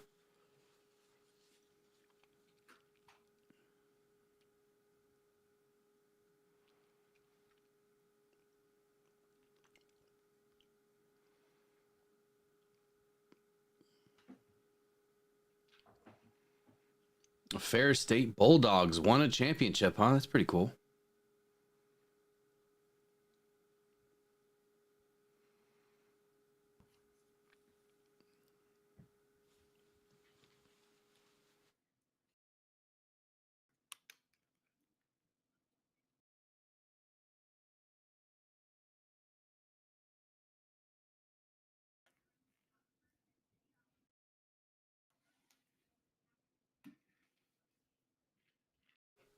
Too much sitting, man. I got to stretch.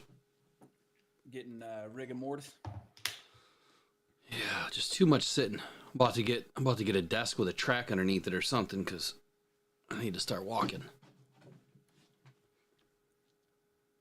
Walk while I do the podcast. I got to tell you, when you sent the message to the Talking Football chat the other day, you're like, yeah, put this song together. I started with drums, threw in the bit. Like, I was rolling, dude. I was like, that's damn funny. Just like you're in your studio. It's like, what doesn't this man do? You just whip this together. What? I did make that song. Yeah, no, I love it, man. It's I didn't even think like, I know those guys, we were all like, damn, okay, cool. That's absolutely love it. Let's see. All right, so Sewell for $28 million a season. Brent, he's worth 36 or 35. Soy sauce and lemon juice on your chicken, huh, Dale? Have you ever tried Dale's, Dale? You should try some Dale's. Just be careful, because it's quite salty. All right, line snap. It is going to be a free release of Jameson Williams up to about the 5-yard line. It's a gain of about 15 on the play.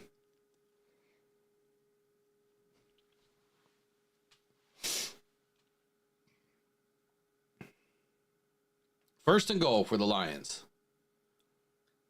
I haven't been doing any of the touchdown. I haven't been doing anything today. Jesus, what am I doing? What do you mean touchdowns? Like, just the things that I got queued up, and we're going to have to do one here when they score, assuming they score.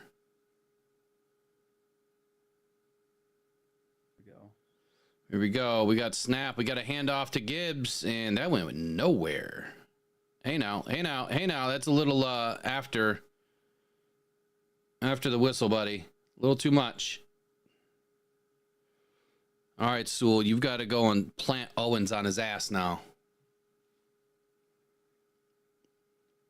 That could have been a pulled hamstring.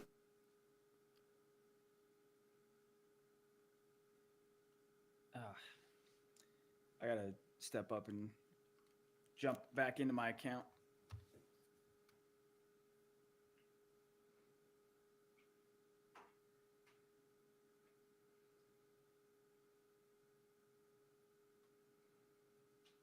Oh, come on. You guys got to give Gibbs a break. Like, he can't be the entire offense today.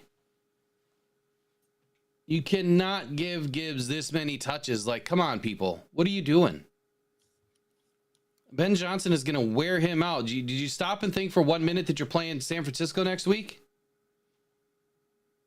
Jesus. Yeah, I'm with you. Can we pass the ball? I mean, the dude's going to have... The dude's going to have 20 touches in the first half.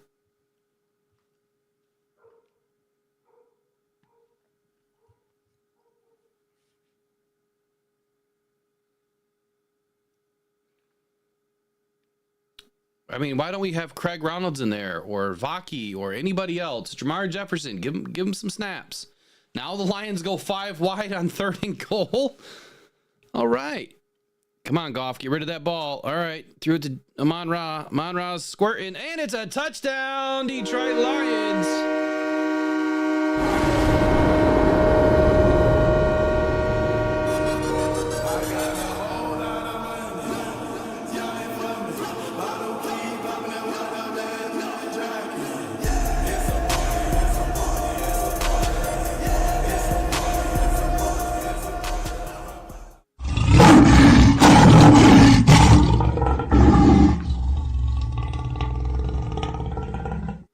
Forward down the field, a charging team that will not yield.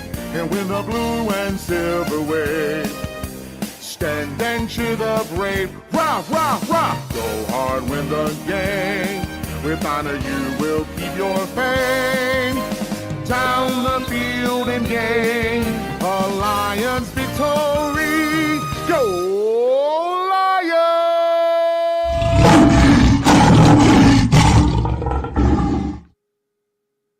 All right. Mr. Thomas says the Lions scored a TD a half hour ago. There's no way you're a half hour ahead of me, but that's cool. So I know I was asking you about Sewell earlier, and I saw, one of my favorite things too is, and we should be doing this, we can do a bunch of these shows coming up, but especially in the offseason, like a look back at the draft, a redraft. There's no doubt that Sewell and St. Brown are both top 10 picks in that draft, if not both like top 7 picks. Well, Sewell was number 1 overall. Was he not? Trevor Lawrence was. That's what's so crazy. Trevor Lawrence, Zach Wilson, Trey Lance. So where was Sewell? Was he 6th? 7th? We got him at 7. Yeah, 7. I'm sorry. Or the Bengals took Jamar Chase, and Burrow was coming off a torn ACL, and they were like, you got to protect him. But he also petitioned hard, evidently, to go get his guy, which can understand that, and worked out well for both teams. Yeah, I don't think that offensive linemen go number 1 overall anymore. Yeah, it's rare. Those days are gone. Yep. It used to be running backs back in the day, always in the top 10. Those days are gone. All right, so it looks like it's first down, ball on the 30 for the Chicago Bears. So I'm 1 play behind.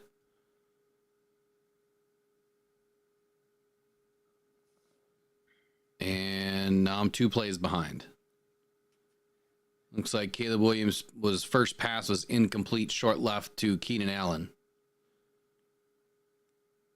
Hey, Trace. She says, hey, guys, I'm now active in the chat. She's just made it to her sister's house and been listening while driving. Trace, you are a gem. Oh, you got to be kidding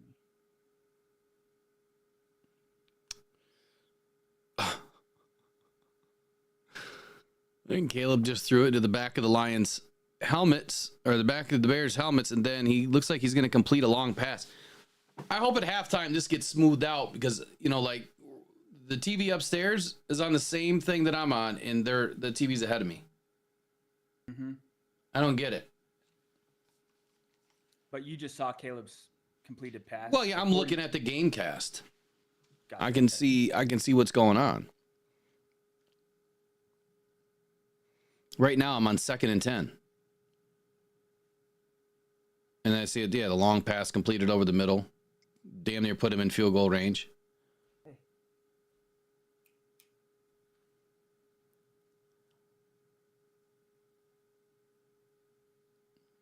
27-7. Lions are going to go into halftime, hopefully up by at least 17 points here. Damn it.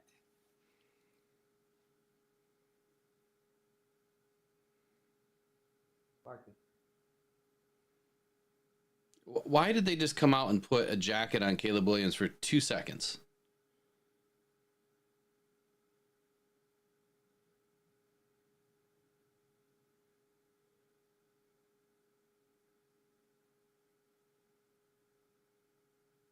You know, are these guys allowed to wear the heated, like the heated Under Armour? It's a good question. I would imagine they are. Oh, another long pass completed for a touchdown. Jesus. Like 2 plays. So the Lions just had like a 5.5-minute drive. That drive, Chicago just scored in 19 seconds. That is the type of defense that bothers the shit out of me. Dude. Terrion jumped. Let me go back and replay that because that really bothers me. Yeah, that's frustrating because this first half was kind of like what it was on Thanksgiving. Things always adjust at halftime. And the last thing you need there is for them to score and then get any type of life. Well, it must have been them putting that, jacket on Caleb Williams for 2 seconds. It got him warm. You think that's what did it? Yeah.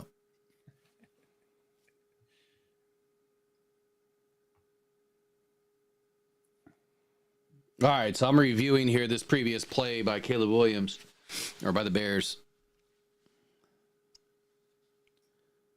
They've got a triple set they got triple set on the left. I can't talk. Triple on the left. Allen goes in motion. Terrion slowed down, and Melifonwu was extremely late. Yeah, so Terrion looked like he was going to jump the route. Yeah, that's the easiest touchdown that Caleb and Keenan will have this year, I'm sure. Okay, they're doing a graphic here comparing number 1 picks through their first 14 starts, showing Caleb Williams has a higher completion percentage than Goff did, more touchdowns and less picks. But Goff started 0 for 7 his first 7 games and then won 19 of the next 23 as a starter. All right, so who did the graphic? Fox. Yeah, that's such BS. Did they really just show a graphic that showed Goff was 0 for 7? All right, I see it. Hold on. Yeah. Oh, this is such bullshit. So Goff started his career 0 and 7, and then won the next 19 of 23. So this is how much BS Fox is, right? And these stupid announcers and whoever decided to pull this crap up, because Jared Goff was installed in a Rams offense that was completely checked out. They had no offense at all, no offensive weapons. They lost damn near every game that season. And then they decided to throw their draft pick in the game at the end of the season when he had nobody to play with. Yeah, backwards. You can't put him in at the end of the season expecting something to happen. They were already out of the playoffs. I think they won like 2 games the entire season that year. The coach was about to get fired, and he did. Yeah, you can't do that. That's like saying, Goff as a rookie when he joined the Lions, when you join the Lions and there's absolutely nobody on the roster. He had nobody to throw the ball to, but Amon-Ra St. Brown is a 4th-round pick that finally learned how to play the game at a high level later on in the season. Vaki with a nice reception there. So yeah, those types of stats, man, they just burn me up. Like you can pull stats from anywhere, any timeline, and make them out to your advantage. I would have said, okay, as a first year full-time starter, what did Goff do? Exactly. You know what I mean? As a first year, you started the season from week 1. What did you do? Going into the season with that expectation and that mindset, and then they went on to win. And I don't know, I guess Goff's second year might have been McVay's first as head coach. It was. Yeah, it was. And so, I mean, that's just the kind of stuff that people like to throw out there to make Caleb Williams not look as bad. Well, hey, Goff did it. Caleb can. There we go. Vaki with another reception and a first down. Yeah, Vaki. Call timeout. There you go. Your Rocks Locks for Gibbs stats are damn near on point. Yeah, hopefully. Definitely not on point with JMO.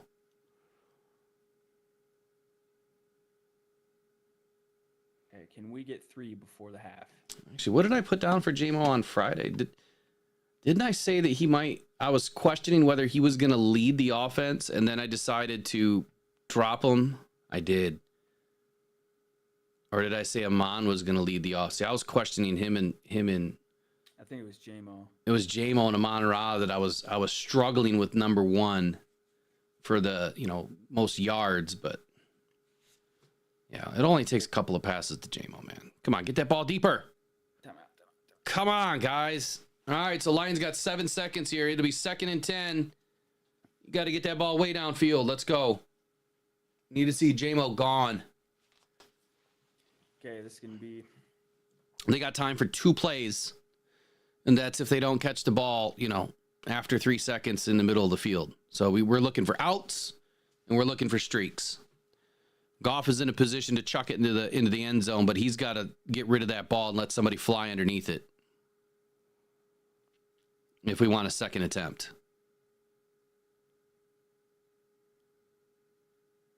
Oh, he threw it in the middle of the field.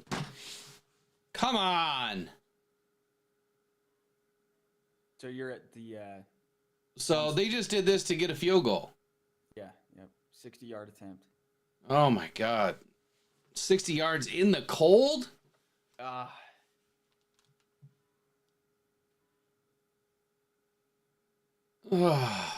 on. Come on, Jake Bates.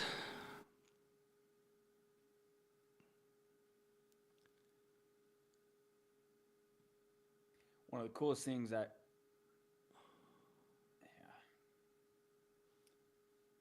I've grown to be very fond of Jake Bates, as I imagine most Lions fans have. And I recall the first time I heard of Jake Bates was right here on Rocked On Detroit Lions. What the F? So push back 5 more yards. So Oh, my God. How did Hogan Hatton get a false? How?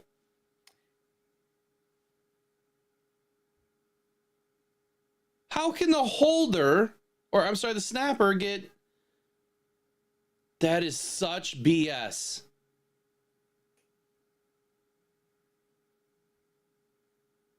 Yeah, he's like, what did I do?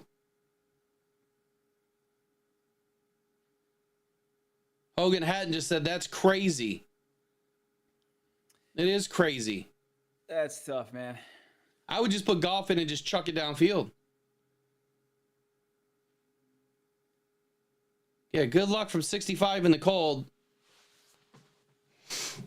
Damn it. Yeah. I know he's got the leg, but that is That that's so tough. He might have hit it from the 60. I mean, the 65-yarder wasn't too off, but Oh yeah, that ball's off. Would have been short. That is not a long snapper. That is called a referee. so Hurts did the same thing with his cleats today.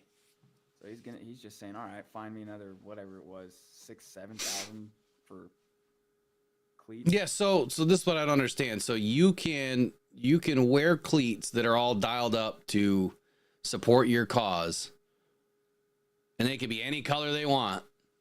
Don't match your uniform. Yeah, you can be customized, can be. But you don't get penalized for it. But then if you wear cleats that are mismatched in color, you get penalized. It sounds like a problem to me. Doesn't seem right. But yeah, he definitely wore the same cleats again today, didn't he? Yeah, he did.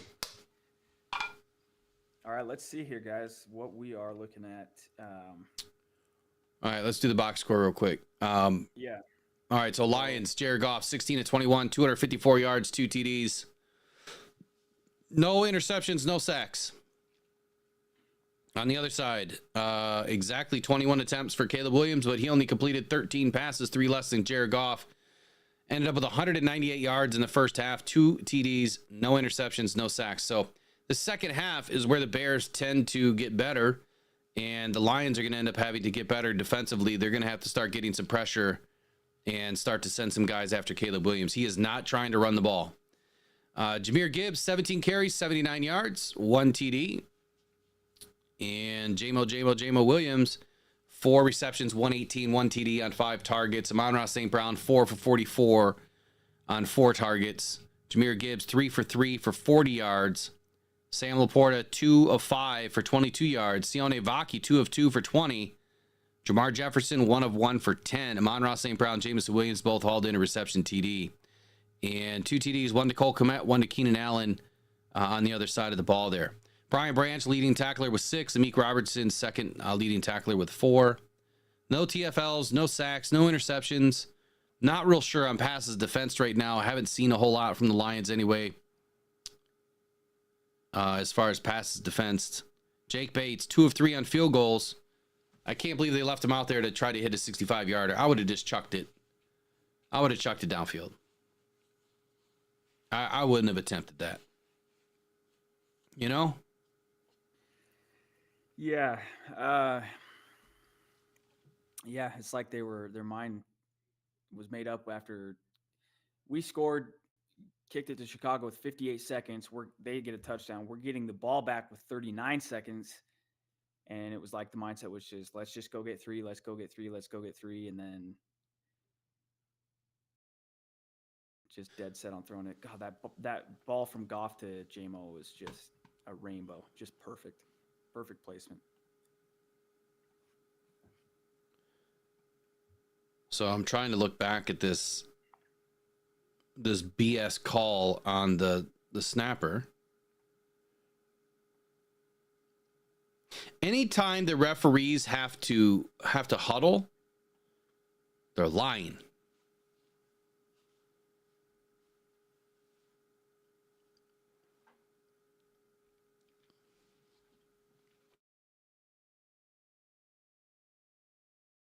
He didn't move at all.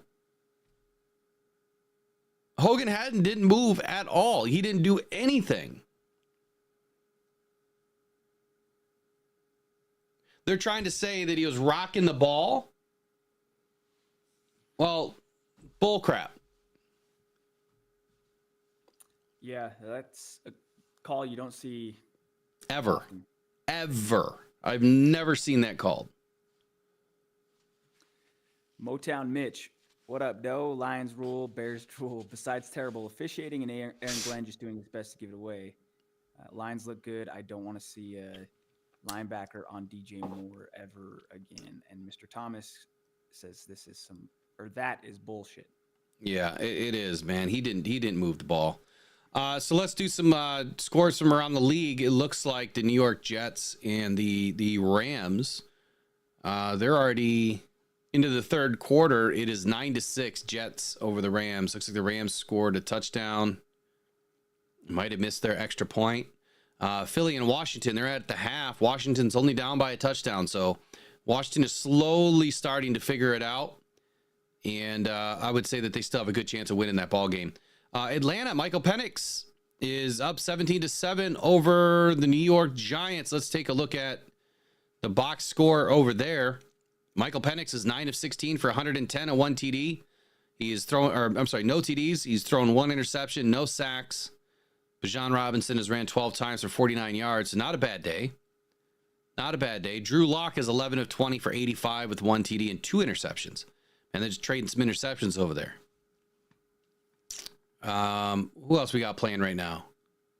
Nick P says Atlanta just went up 24-7 on a defensive touchdown. I think that was Jesse Bates' pick 6. Yeah, I didn't see that. Man, this game looks pretty wild over here. Colts up 31-7 over the Titans. They just started the third quarter.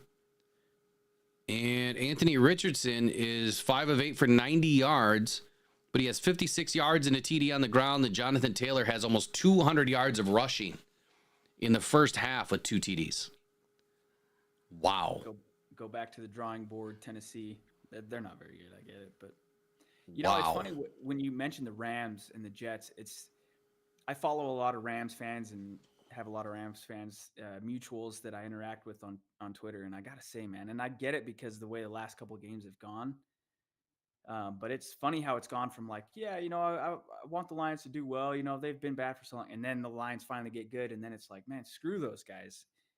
They're like so salty towards the Lions, and they're doing the same thing they did last year, where don't have a great start, and then you win 6 in a row or 6 of 7 or whatever. So I get it. They're feeling pretty good, but I still love Matthew Stafford, but kind of wouldn't mind if the Jets go ahead and just beat them, because they're talking like, oh, we're going for the Lions.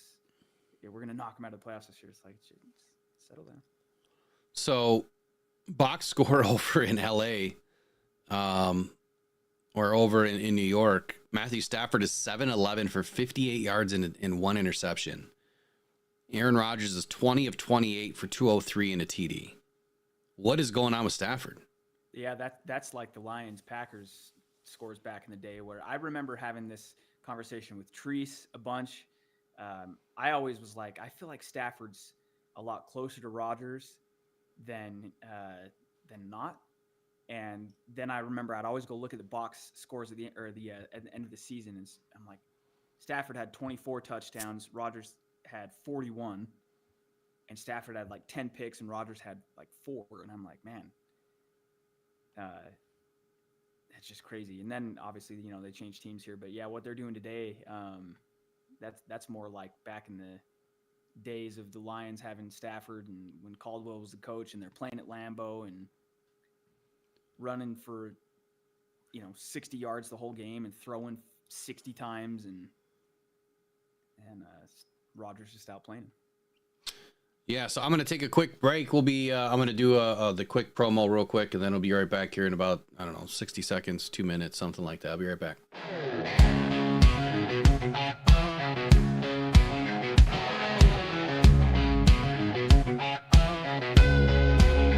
3 guys in the huddle, man, talking football. NFL, college, man, they cover it all. Feel the tension, prediction, and the call. Fantasy life, and rise or fall. Talking football night and day. NFL and college, hey, hey. Bets and stats, they don't play. Fantasy champs on our way. Guitars, roaring hearts, beating fast. Catch a pass, score, man, have a blast. 3 voices, keeping it clear. Listen up, the season's here.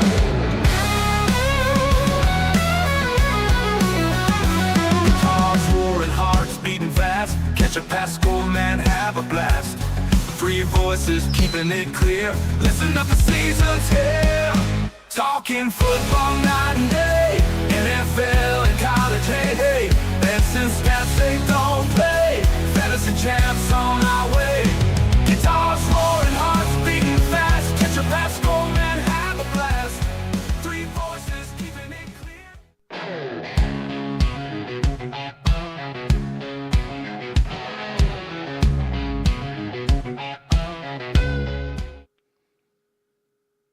All right, so 3 guys talking football with Riley O'Brien will be on here shortly in the next week or so. We'll be doing a live promo with the guys and introduce everybody.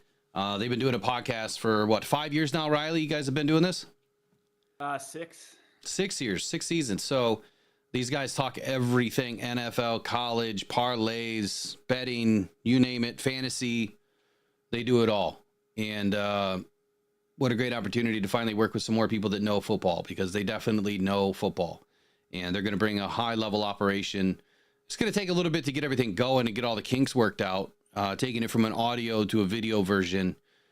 So bear with us. But I tell you what, you will not find any more well-versed, well-rounded football knowledge than from these guys, man. They do an excellent job. I would put them up against some of the best out there. You could ask them probably anything. They'd have an answer for it. So I'm interested to see how good it gets. I think sky's the limit. Appreciate you guys' support. If you guys haven't subscribed over to it yet, it is under Talkin_Football 1, which that will probably change as soon as we can get an opportunity to change it. But right now it's over on the other channel. I'll put a link up here in just a moment. Yeah, it's going to be great, man. It's a perfect opportunity. Had no idea when I reached out to Will to interview him, which I just wanted to do because listening to him, I'm like, I like this guy. No idea that the opportunity would be there. But yeah, Justin Treese, Dan Kiefer, Austin Cunningham, and myself, talking football. We're amped up, we're fired up, ready to just take everything next level, and appreciate Will helping us out, and looking forward for the teamwork and the collaboration, and appreciate all of you guys in here. Rise and Grind morning show every morning. That's where you got to be. I wonder what happened to that.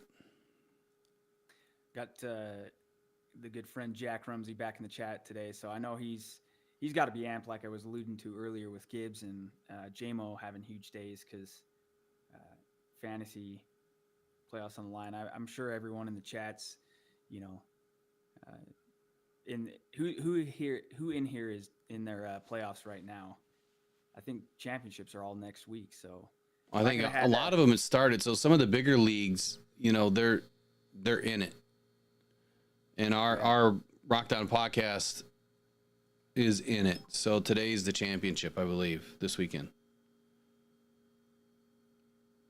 Oh, is there a Rock Down podcast league? Yeah, so we started it this year. We only got a few people in, but next year it's gonna grow like crazy because we're gonna need more people to get in. There's gonna be bigger prizes. Oh, I'm telling you, that's something we got to talk with Dan, Treese, and Austin about, because those guys eat, breathe, sleep football, and they've got people. We've got people. We could get 10 people in a league like that. Yeah, well, we'll have to start, early in the summertime next year. Start pounding it. Yep. To make sure that we get ahead of it early. Yep.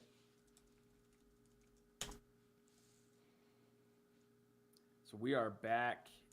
You're probably just about to see the kick to start the third quarter. Yeah, it just started. So obviously halftime didn't help me.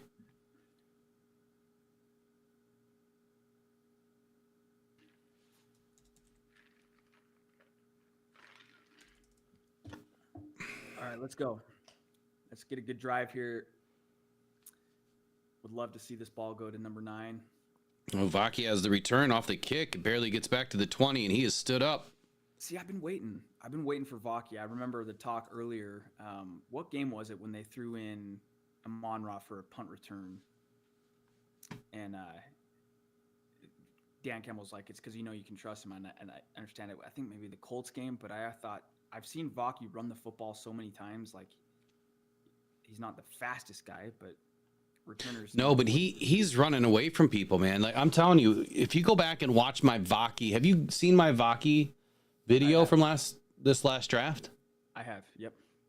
I mean, I had the guy pegged dead to rights. Yeah. Well, look at JMO making some guys miss.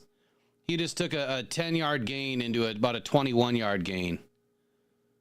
So absolutely love it. From JMO, deep ball off the top, catch it, and just outrun the guy, or throw him something underneath that's simple and let him outrun the guy.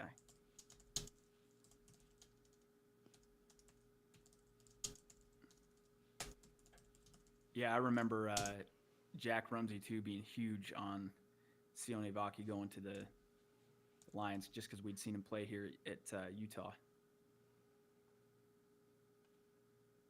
There we go. Jameer's doing his work. He's turning about a 4-yard gain. All right, subscribe to the Talking Football. Link is up on the pin message there. If you guys haven't subscribed to that channel, please do it now.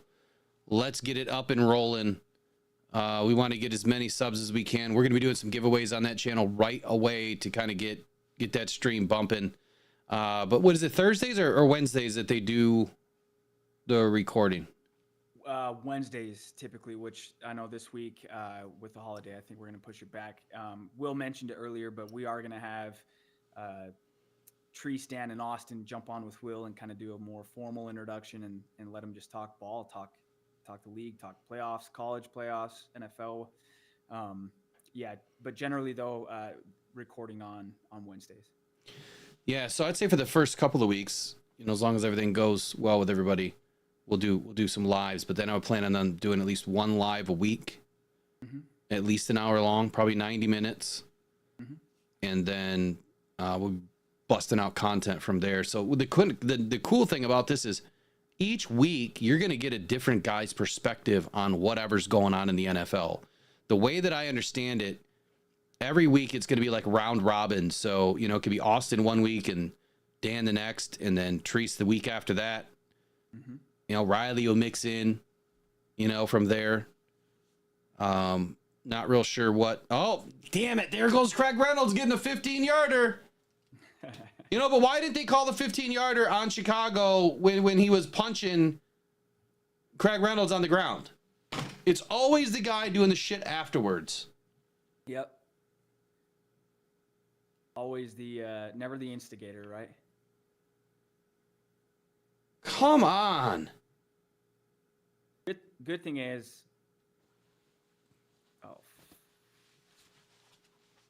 Joe, they threw it on Jalen Johnson. About time they get one right. All right, speaking of getting one right, we got a Rocks Locks coming in. Another one. Let's go. Oh, you're way ahead of me. Don't give it away yet. Okay, here we go. Come on. I'm just going to guess. Is it Tim Patrick? Next, the other one. No, it's Laporta, huh? You got it. Will's got a crystal ball, guys. He can see the future.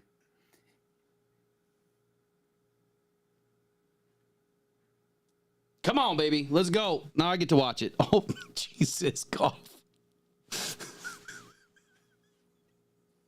That's why I was like, okay, I'm trying to hold this in, but the way the play started, it ends with the Rocks lock. There we go.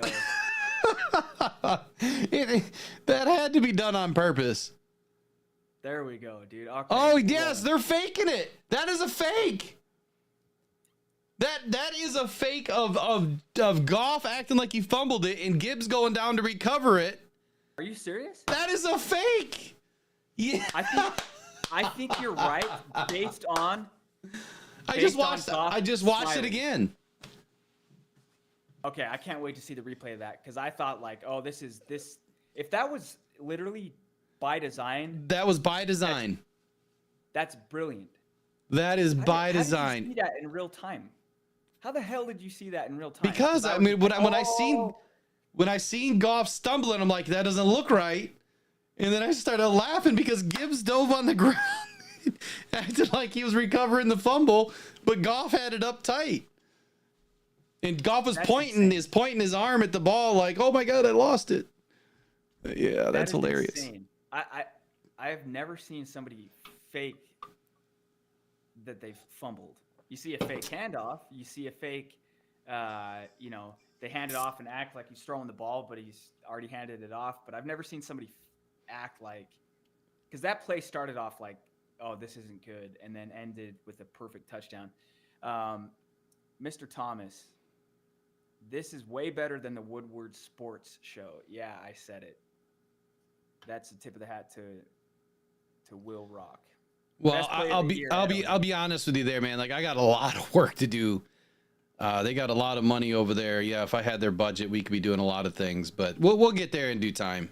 Woodward does a lot of good things, but at the same time, I mean, they're one of the few that I don't watch again because I'm a Utah native, and my content plate is pretty full as is, and it's basically just become rocked on. So. Well, I got to be honest with everybody. Like, I didn't ever really want to be the guy in front of the mic all the time. Like, my goal is to get, a bunch of people going and manage it, because my vision for content and direction is a little bit different than, even though I've never done it before professionally, I think I could bring a lot of things to the table, but we'll get there at some point. All right. So I'm literally absolutely right. You are 100% right. That was by design. I'm editing a video right now to get this thing up somewhere. That's phenomenal. Even better that you saw that in real time. I can't. That's so awesome, dude. I don't even remember what was happening the play before that had me kind of feeling distraught, but then it was like, oh shit, oh he's open, oh it was, yeah. You see him on the sideline, they're laughing, they're having fun. That's craziness. I can't believe that they just pulled off a fake. I mean, that is dangerous. That is so dangerous. Most 300-yard games,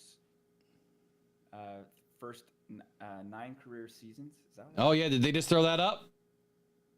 Mahomes has 47 and Goff's at 41, tied with, I didn't see the other 3 or 4, but Yeah, Jared so I Goff's the said winner, it. I man. said it the other day. So he's got the most now, or because he was just tied. According to that graphic, and you should see it on your screen shortly. I'm not watching my screen. Yeah, they had Mahomes at 47, and then Goff was with a couple others at 41.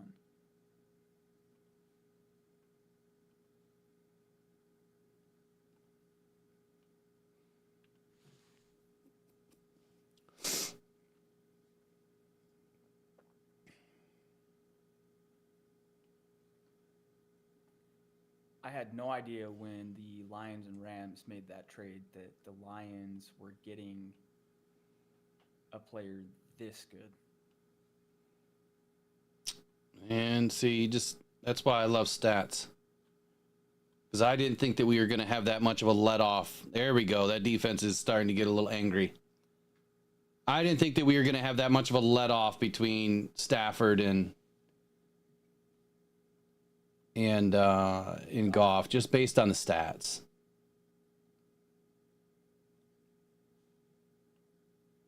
Their stats were damn near identical. I mean, literally identical.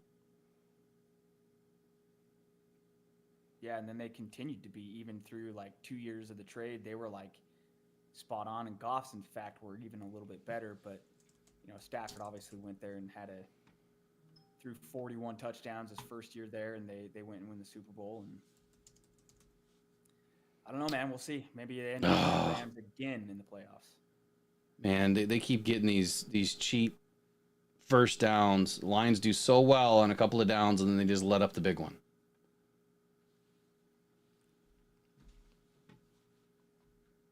Mr. Thomas, Ben Johnson must smoke a lot of weed thinking of these trick plays. I don't know about that. Yeah, I don't know. But whatever he's doing, he's like, you know what? I've got the perfect idea for this play. What do you got, coach? We're going to fake like you fumble it. Yeah, we're going to just fake. You're not actually going to fumble it, but we're going to pretend like you're going to fumble it.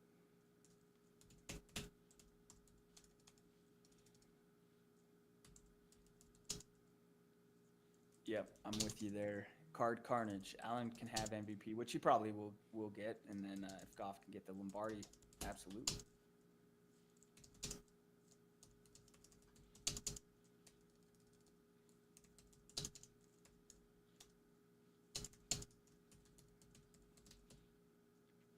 It's a perfect response for the Lions to start the third quarter, go out there, get a touchdown, and just put a pin on any momentum or hope that Chicago thought they were getting with that late touchdown. And we're now, where are you at, Will? 2nd and 14?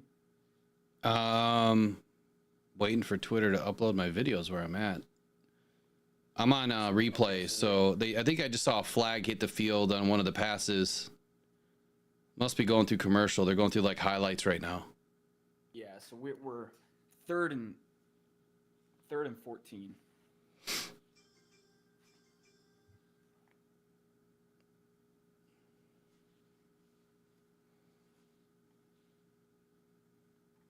All right, there. I just got it up on Twitter.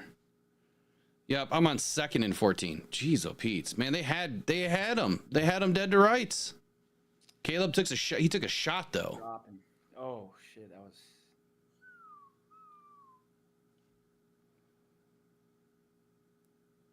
Can't believe I got that up on Twitter that quick. I should do that more often. I'm sure to get taken down.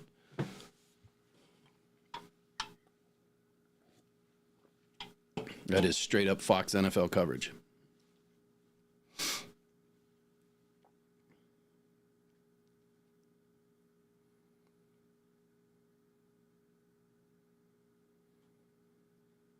Yeah, so now I'm on 3rd and 14.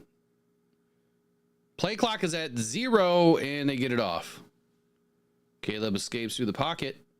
And, he just shook one guy, 2 guys. Takes a shot. It's going to be short.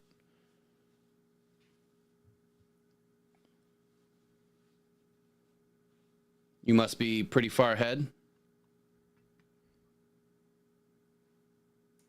I'm on 4th. And Caleb shook Nyman.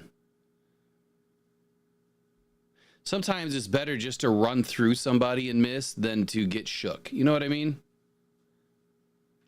Yeah. Just commit. If you're going to commit, just commit.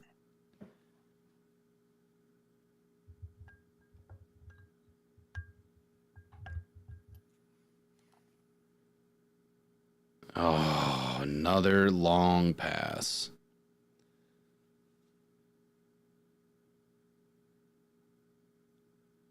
Looks like X is changing our pricing for X Premium. Go figure. They Think I'll just switching it up. think I'll just cancel and then they'll send me a 50% off coupon. Yeah. Like, hey, please reconsider. Yeah, they do it all the time. So I'll just cancel. I'm not going to pay these overinflated prices. Okay, so on that's the second 4th down conversion that they've gotten. It's 4th and 1, and what do you throw it, like 30 yards to Rome? Yeah, so now it's 1st and 10. And ball, let's see, that goes for about a yard run. It's going to be 2nd and 9.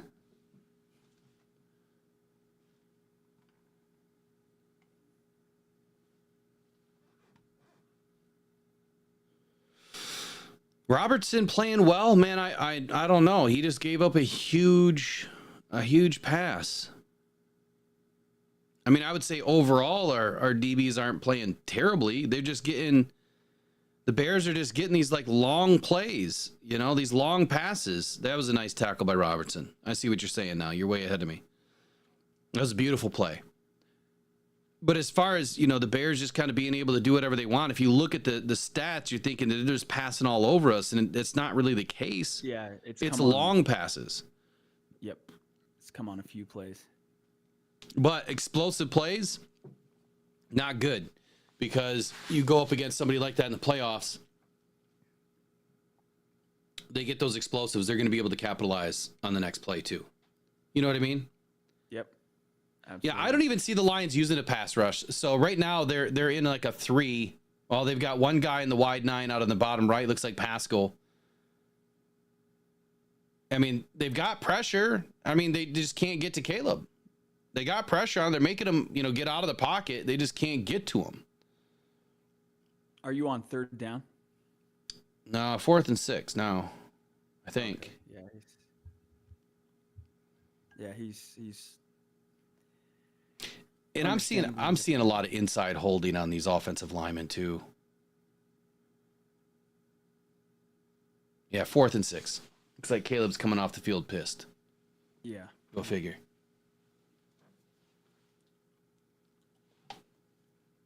Kicking a field goal right here is not a good idea.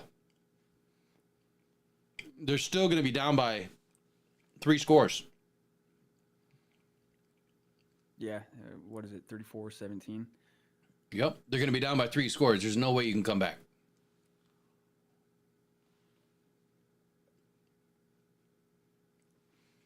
Yeah. Trey says, Caleb might throw a fit now. Yeah, it's tough. I mean, it's, you know, his body language is not great. And I'm somebody that, again, I don't, you know, I never read too much into, you know, like painted nails or whatever. I don't really care about that. I don't think it means that much. But, yeah, he's hanging his head a bunch. And it's like, dude, you're 4-9. Just, that's one thing you always loved about Stafford with the Lions is no matter how many times he got sacked, and Caleb's been sacked the most of any quarterback this year to this point, you know, he just stands up and moves on to the next play, never passes blame. That will go a long way in the long run.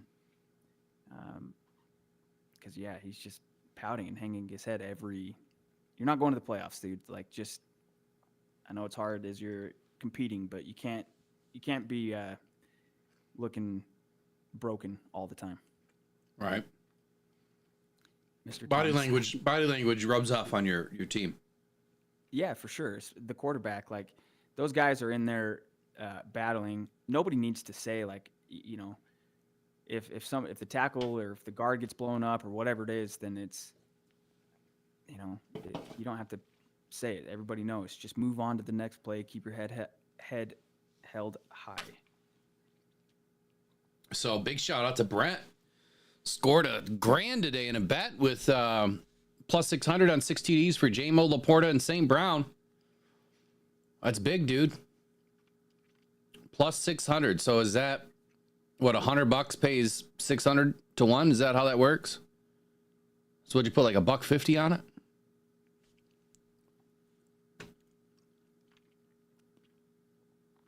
I haven't even looked any bets since the beginning of the season.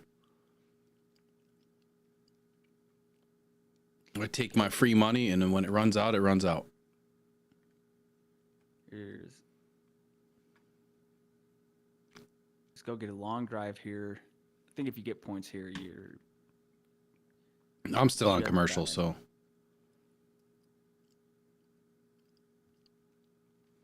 Maybe I should see if I can switch broadcast. John Barfield says Stafford padded. Plenty of revisionist history on Stafford. I don't know. I don't recall him ever doing what we've seen Caleb do like 5 times this season alone, where he's just on the sideline hanging his head, and plenty of times where he could have, for sure. Not saying he was perfect, but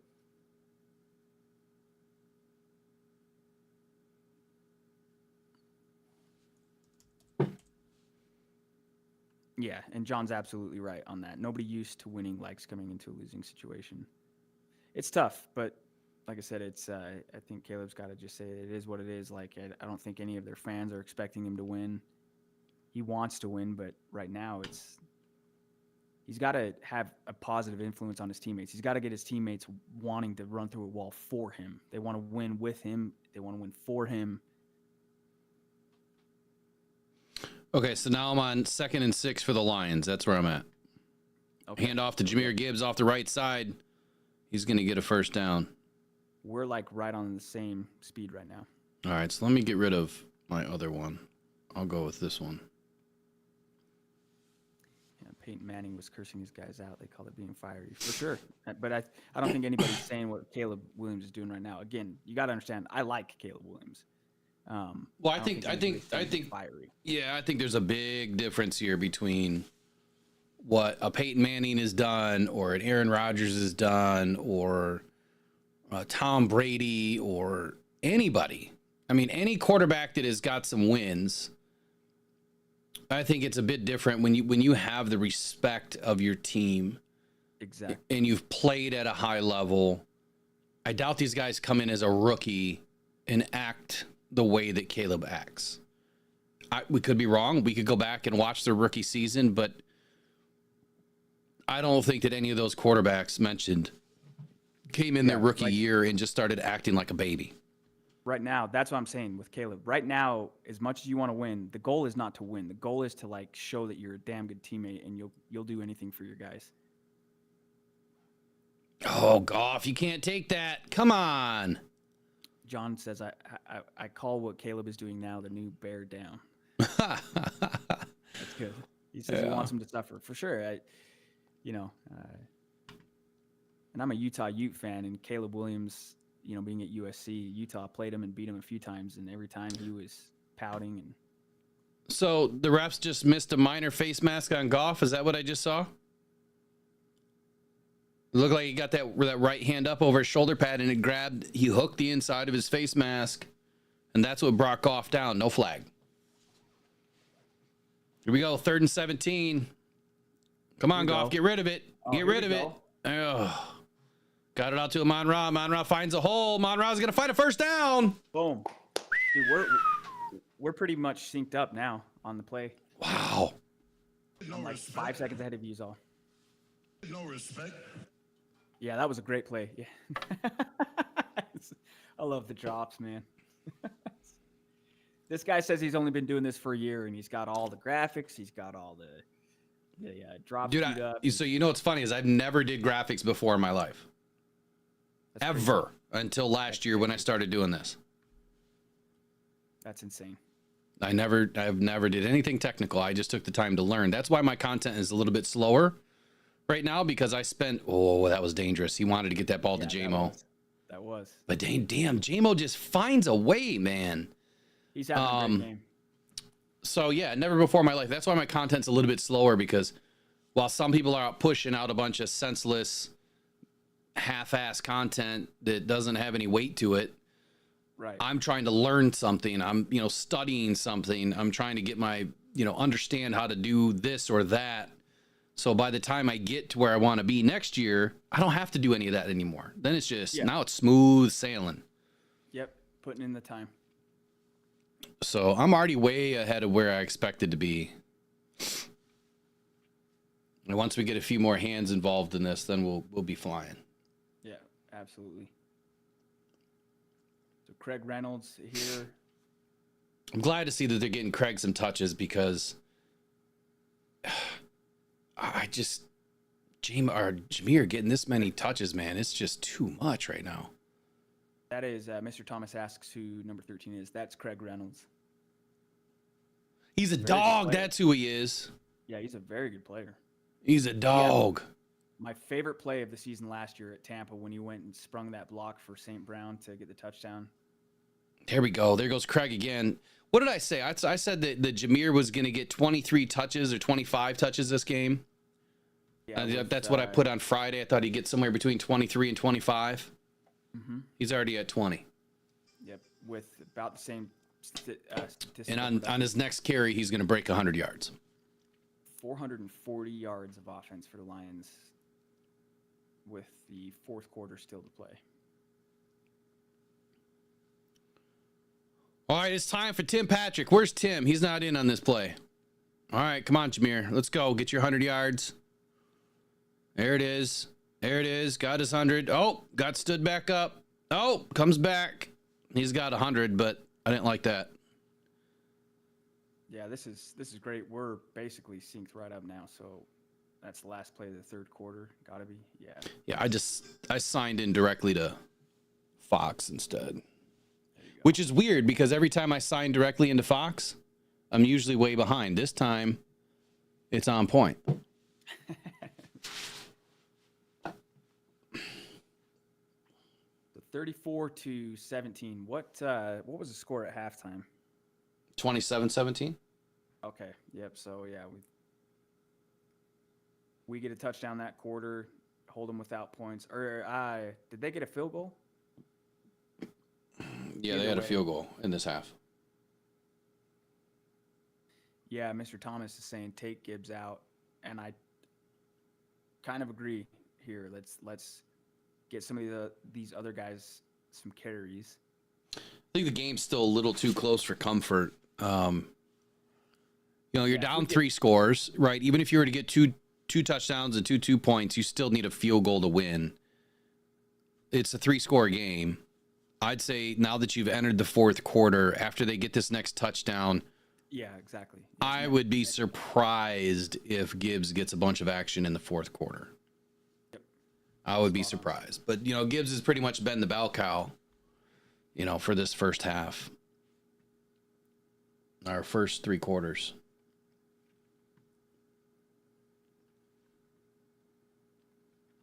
Yeah, I think absolutely. That's exactly right. Get a touchdown here, get some points here, and then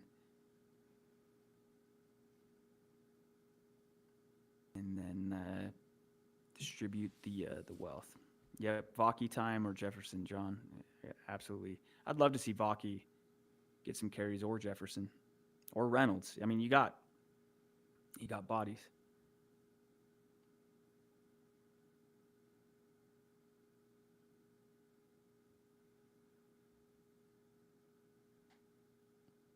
It's just nice to see, man. I've got a few friends that are Bears fans, and I was talking to one of them yesterday, and I'm like, I really need the Lions to get a win. She's like, they're playing the Bears. They're going to win. Don't worry about it. I'm like, yeah, I like to think that, but it's the NFL, you never know. But it's nice to see that this is the exact game we needed to see after last week and all the injuries and, the narrative kind of changing. Just show up, and they're kind of pushing Chicago around. Yeah, it doesn't seem like they're really dominating, but they're dominating. Yeah, exactly. It's like almost 500 yards of offense in 3 quarters. And then just like you were alluding to, it seems like our DBs have played pretty well today. There's just the times that they've gotten beat, they've been for big plays. Yeah, which you don't like to see. Like, I don't like seeing all these big plays. Oh, that ball was a little off there, Goff. Yep. You got to throw that one higher and nose down. Yeah, exactly. So 4th down now. Oh, they're probably going to kick a field goal. Watch. I can't imagine that they would go for it. But this is Dan Campbell, so we don't know. And they're going for it so far. Maybe they'll try to pull him offside again.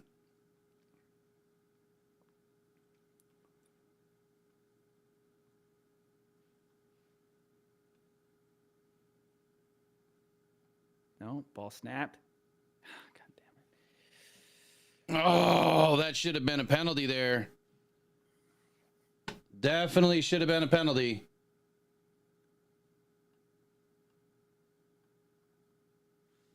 See, it almost kind of feels like, though, you could, I don't know. It's so funny how quickly the hindsight sets in. I'd have felt comfortable, just take the points. It takes off the field goal that they just went down and got.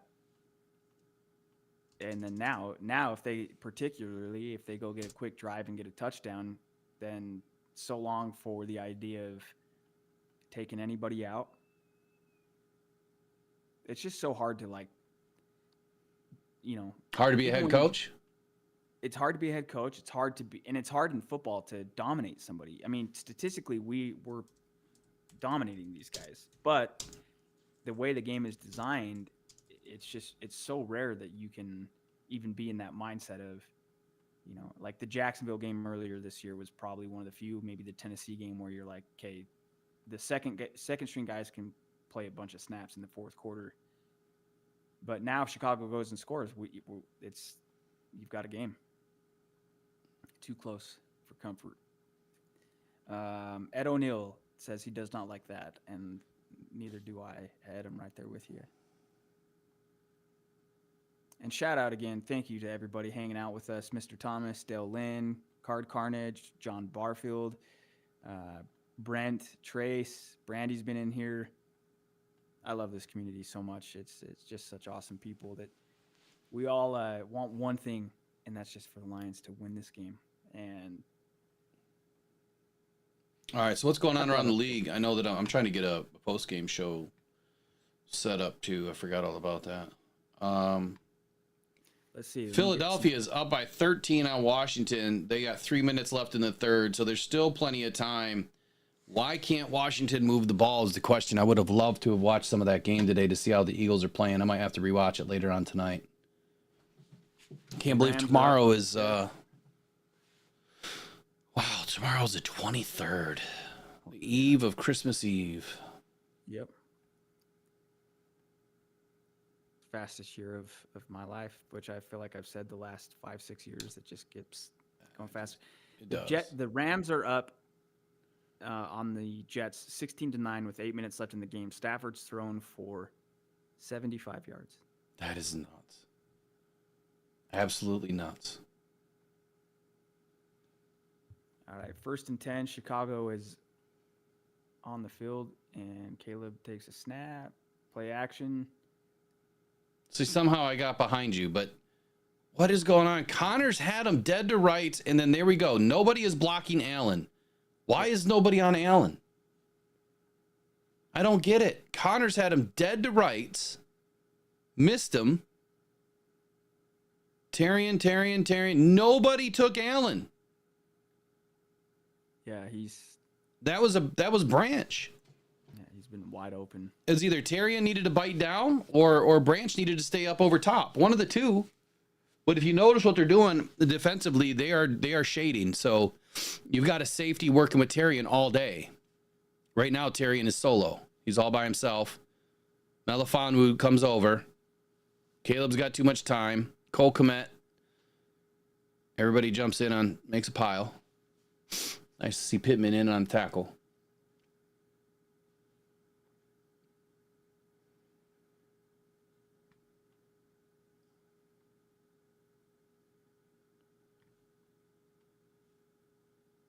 122 rushing yards to their 42. 321 passing yards to their 268.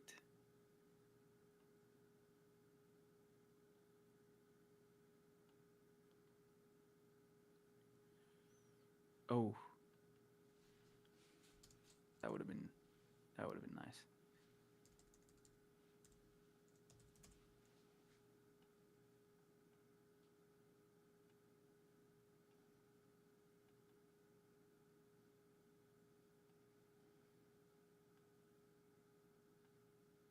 So 13 minutes left, and it's 3rd and 7.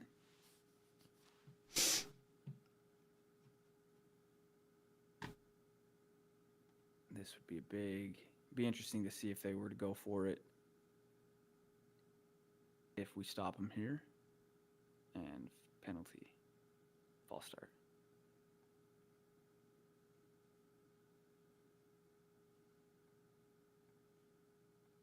Surprised they called that. John says they're trying to keep everything in front of them, but the holes in that zone are too big. Yeah, it's. Ryan Poles, is he on the hot seat? I think he is.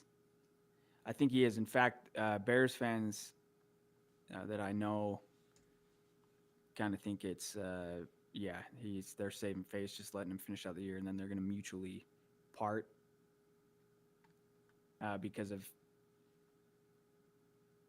all the reports that have come out that there was no reason for him to hang on to Eberflus, and he didn't do a very thorough job in the search in the first place. And okay, so stopped them. I mean, completed a pass, but no gain. So 4th and 7.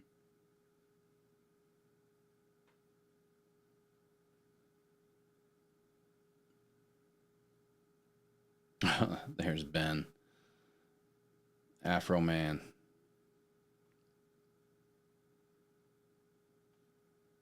Okay, here we go. This would be a big play. And they've already converted a few 4th downs, at least a couple of them.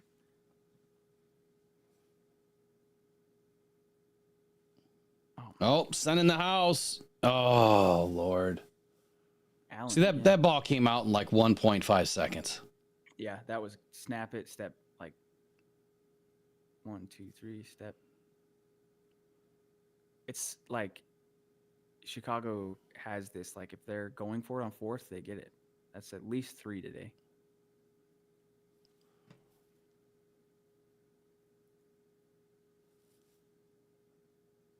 Same player, same spot on the field. Come on, guys.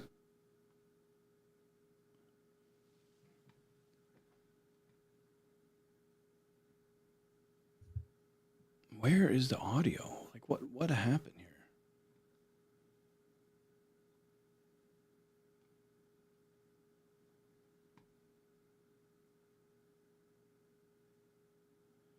Okay, Bears are at the 50. 1st down. Caleb, oh, what a nice catch. I don't think that was a catch. I think he dropped it. This happened in the last meeting too, man. For whatever reason, they just figure out a way to make plays in the second half. Nope, he caught that ball. Yeah. Yeah, the tides always turn. That's the thing, is like no matter how good you look in the first half, you just have to anticipate that. And yeah, they're I mean, I don't feel like Bears fans are too optimistic right now, but you get a touchdown, make it 34-24. All of a sudden, there is pressure on the Lions to do anything but have a 3-and-out. The game's far from over. It's far from over, but it seems like we're making it a little bit too close for comfort here. You're right, absolutely. And yep, Caleb Williams 6 for 6 for 73 yards on this drive. It's like, what?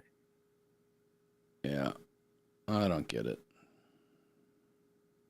Yeah, Mr. Thomas says they're in that prevent defense. I just don't get it. I don't know why the Lions do this crap every frickin' time against the Bears recently.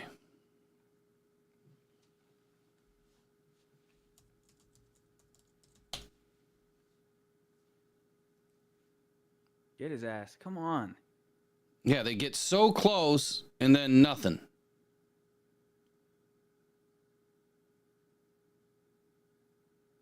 His foot was out of bounds.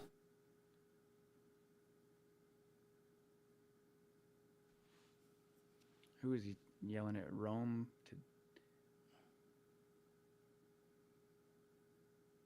Caleb's foot had to be out of bounds on that play. Yeah, and he's like yelling at the receiver to, have run to a different spot on the field. It's like you were out anyway, bud. They didn't call him out, did they? I don't think so. No. Yep. Division games are tough, but great teams finish. Yep. John, draft and buy some O-linemen to create competition and better coaching. The Bears could be something. I agree. I thought they were going to be better this year than they've been.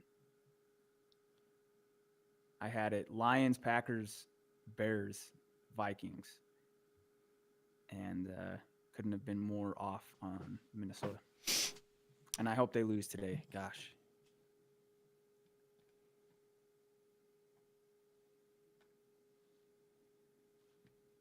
DJ Moore is such a good player that feels like he's just, I don't know if it's in the wrong spot but I do worry if Ben Johnson goes there and unlocks some stuff with Caleb, and DJ Moore is just, he's an awesome player, but has a really good game or a very quiet game. Doesn't seem to really be an in-between. Flag. Well, now they throw the flag, so they're going to get him for something. I don't know what they're getting him for. Yeah, you're probably right, John. I think most people did. What did you have, Will, going into the season as far as the NFC North? Lions, Vikings, Packers, Bears. See, literally everybody I know except Will, nobody had the Vikings number 2. I even interviewed Thor Nystrom, who's a very plugged-in, very smart guy. I think even people in Minnesota were like, we're expecting to be 4th this year. At least going by memory, I'm pretty sure that's what I had. We can always go back and look at. I mean, I did a bunch of unbiased reviews. Then I did some, some live unbiased reviews, and you were high on Sam Darnold. There we go. Finally. I was high on. There we go. Finally get a sack. I was high on Sam Darnold, but I was also high on the Minnesota Vikings defense. Yeah. Yep. And how crazy good I thought that the middle of that defense was going to be. And I mean, there's a lot of things that I talked about in a lot of those reviews that have held their weight. Yeah, my conversation with Thor was like, at what point does McCarthy start? And then obviously he ended up getting hurt, but yeah, I didn't see Minnesota being 12-2, and it just frustrating that we're having as good a year as we are. But it's competition. That's what makes this stuff fun. So fourth and 20. And there's 000s on the clock. So did they just get a delay a game?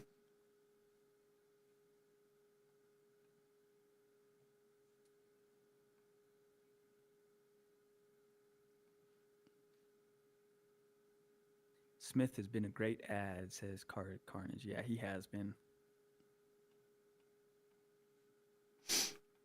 And a great player to get because he's on the team next year, isn't he? He still has a year on his deal, so you acquire him not just as a rental.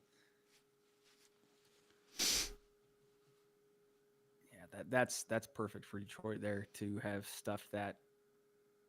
So they ended up taking some time off the clock and end up with no points. I'm surprised they punted there. I am too. I'm really surprised they punted there. I have to imagine if it was even 4th and 12, 4th and 13, but 4th and 20, if they don't get it, the game's basically over. Lions are right there. But yeah, that was a horrible end to that drive for Chicago. Yeah, they're gonna be in some trouble now. 27-14 for the Eagles with 14:51 left in the 4th per Mr. Thomas. Really needed the Eagles loss today, man. Just not going to happen. Yeah, it would have been great. The Rams are up 19-9 on the Jets with 5 minutes left.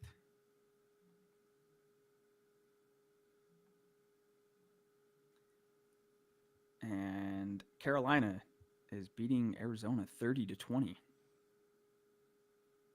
with 9 minutes left in the 4th quarter there. Bengals and Browns 17-6 for Cincinnati with 4 minutes left. And then 38-21, the Colts are ahead of Tennessee with 8 minutes left.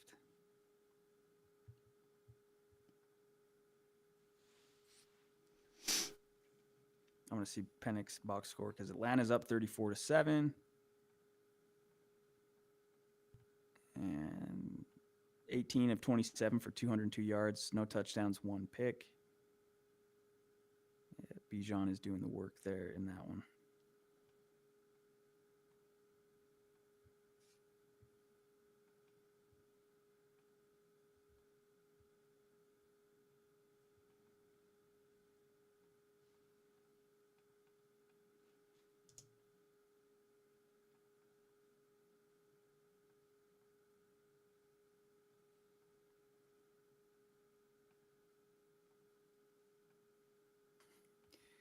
There's a good Twitter account, Surrender Index 90.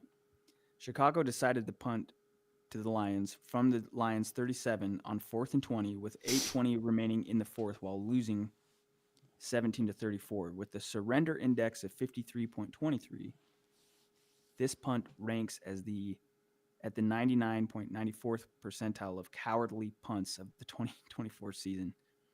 And 99.3rd percentile of all punts since 1999. Yeah. It's a fake stat, but yeah. Yeah, you don't punt in the fourth quarter when you're down. 17, yeah. Yeah, you don't. You got to keep on going. And matter of fact, why couldn't they have at least kicked the field goal from there? Yeah, I don't know how long it would have been. But yeah, the Lions don't even necessarily need points here. Just burn some time, and it's...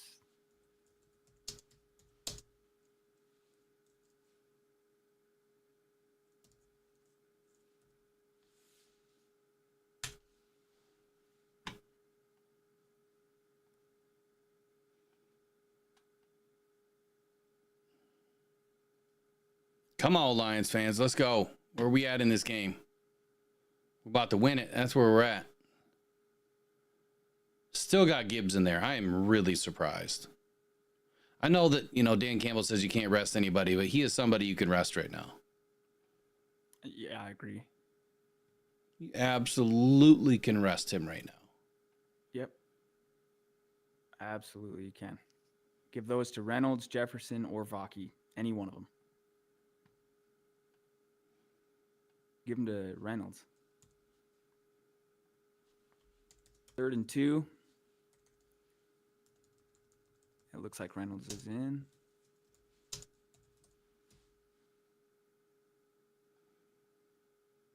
Washington scored. Was that? I can't see who that flag was on. False start. Going to make it 3rd and 7. Washington just scored again, so 27-21 for Philadelphia. How much time is left in that one, Mr. Thomas? How much time is left for what?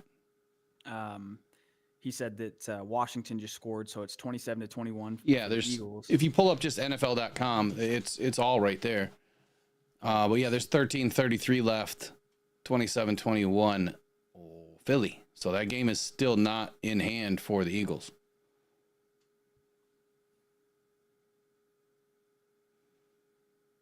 Oh, Jared Goff gets a little pressure, still gets the ball away, and then, of course, that Amon-Ra does Amon-Ra things.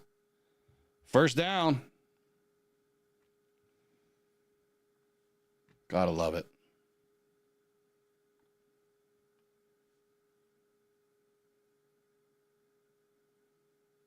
I just don't understand how Amon-Ra St. Brown goes from this no-name USC kid, always making plays, to one of the best receivers in the NFL. Yeah. It's just nuts. There you go. Give it to Reynolds. Yeah, just burn some time. It just goes to show you that no matter where you're at in life, as long as you do the work, yeah, it can all come back to you. And he's done the work. Yep. He's definitely done the work. A professional in every sense. Yeah, I'd say so. Yeah, just thinking back to that 2021 draft, the first of the Brad Holmes, Dan Campbell regime to think, and even they got Aleem McNeil in that. I mean, they got at least 3 guys that would have been first rounders in a redraft, 2 of which are top 10. I'm sure Aleem McNeil would be a first round pick.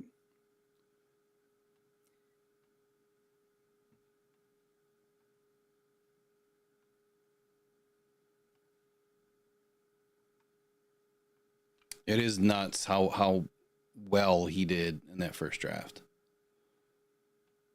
Oh yeah, it's insane. I mean, if you look at what a good draft would be, you get, I don't know what people would measure it, at least a couple starters, a role player, but he's gotten multiple All Pros each one so far. Mr. Thomas saw him play, that being St. Brown at USC, impressed because he never dropped the ball. Yeah, and Card Carnage. Remember all the heat for drafting Gibbs where we did. Holmes knew what he was doing. Absolutely. Absolutely, he did. Which is crazy because it was like Bijan was this generational running back. So you thought if the Lions took a running back, that would have been who they took. But you look at Gibbs, particularly how Gibbs pairs with David Montgomery. I know this. I feel like if the Falcons GM called Brad Holmes today and said, hey, we'll give you Bijan for Gibbs, I don't think Holmes is saying yes. And Bijan's a great player.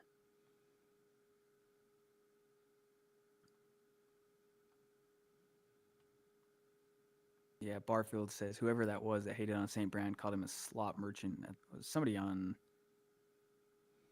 Green Bay or somebody, yeah, called him a slot merchant. He is a slot merchant, but you know what? He's the best one to do it in the NFL. Yeah. And he does everything else too.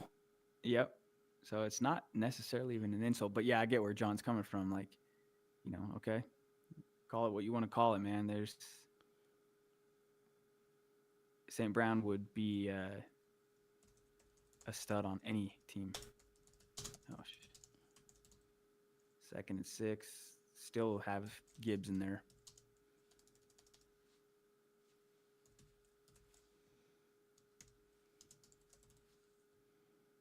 Man, that was a nice play. That deep ball to J-Mo.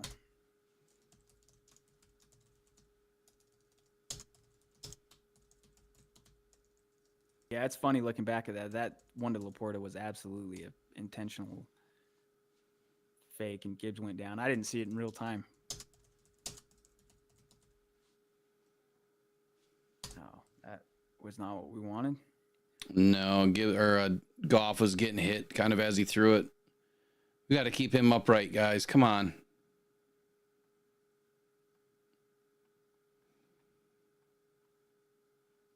Looks like they're heading off the field, so come on, man. Yeah. Sometimes I feel like Ben Johnson just gets like comfortable and shits the bed. This is where you need to have your best work. This is where you need to have your best plays. Yeah, your go-tos. You absolutely got to have them. You can't fall apart at the end of a game, because in the big games, good teams with 5 minutes, they could score 3 times. It can happen. It has happened. Yeah. Carnage says it's first punt of the game. Chill. No, I get it. I'm not saying that. I'm not saying that the Lions are failing. I'm just saying at this point in the game, like some of those play calls, it just doesn't make sense. The protection seemed off. You've got to get to the sticks. You've got to call things that work. And for whatever reason, we're not calling things that, have worked for us all game.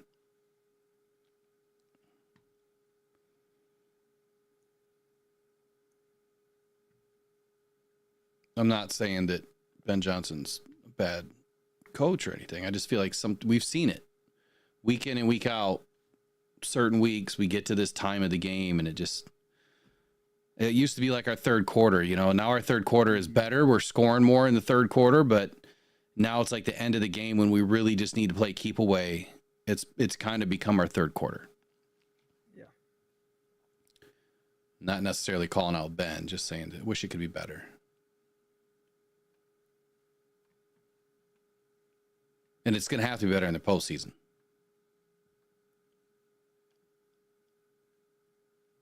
We only got 25 people watching right now.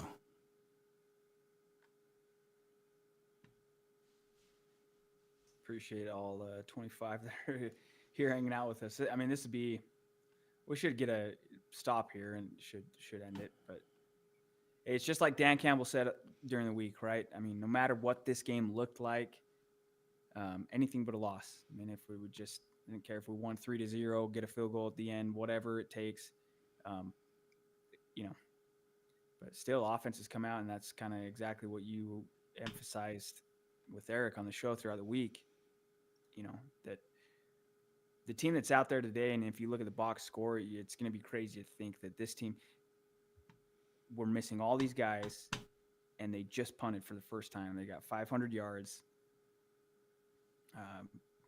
3-4 different players have scored touchdowns. 4 just need to get one stop here. We'll be all right. Moldy bread and kneecap soup, huh? That's funny.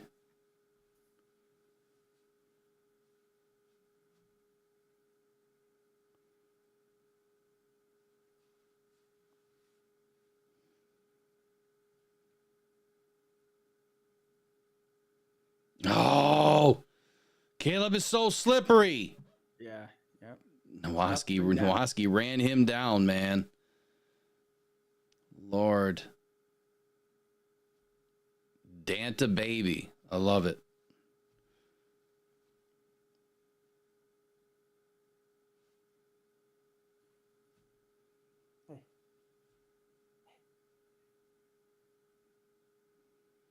Come on, Lions. Big push. Let's go. Finish it out. Oh, man. Smith almost got his hand on that.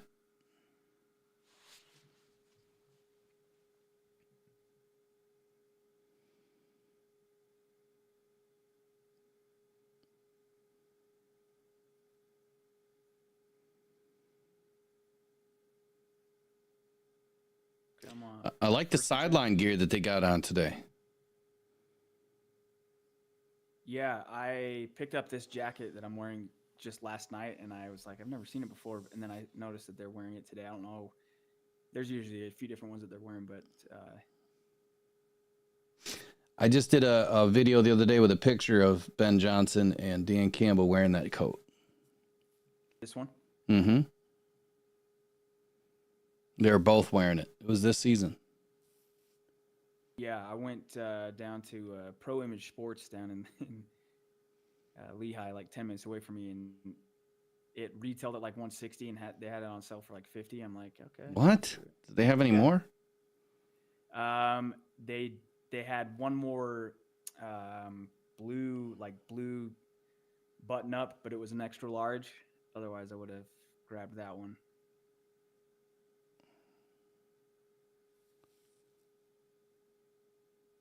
But it's funny, you know what? I noticed because over the years, the only Lions thing I ever could get at like any of these sports stores here locally was a Calvin Johnson jersey and a hat. I went into this Pro Image yesterday. I'm like, dude, there's Lions stuff everywhere. Makes sense. They're good right now. There we go. There's our second Caleb sack. That is a rock lock call. There we go. All right. Down. Huh? Is it second down? Yeah, second down. Second down. Man.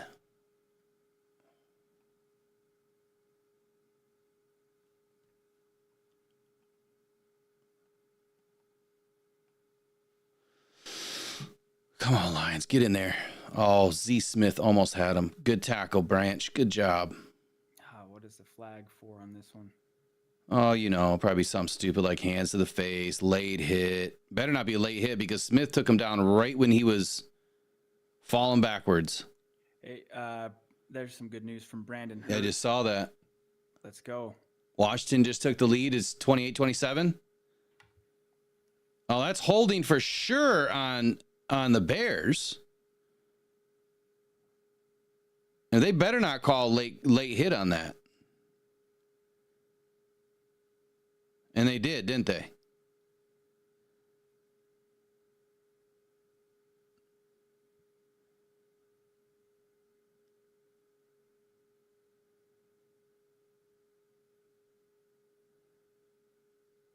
Wow. Wow. You can pull a guy down by his waistband. No flag for holding, but you can call a late hit on a bang play. And Wow. flag. Come on. Another flag. Yep. You try to help these Bears out there, Cleat. Keep smashing, Caleb. Just keep on doing it. Who cares? Who cares? Just give us the ball back and let us run the clock out. Illegal use of hands. Yeah, but hands to the face now, huh? Okay. Thank God they're down by 3 scores. Yeah, could you imagine right now if we were up 6? Yeah. I can't stand these refs anymore, dude. Like, it is just so obvious. It is so obvious that they try to help out the other teams whenever the Lions are playing. It's too obvious. At least try to hide it, you know? Flag? Come on, flag? No flag on Branch? You sure? Bothers me.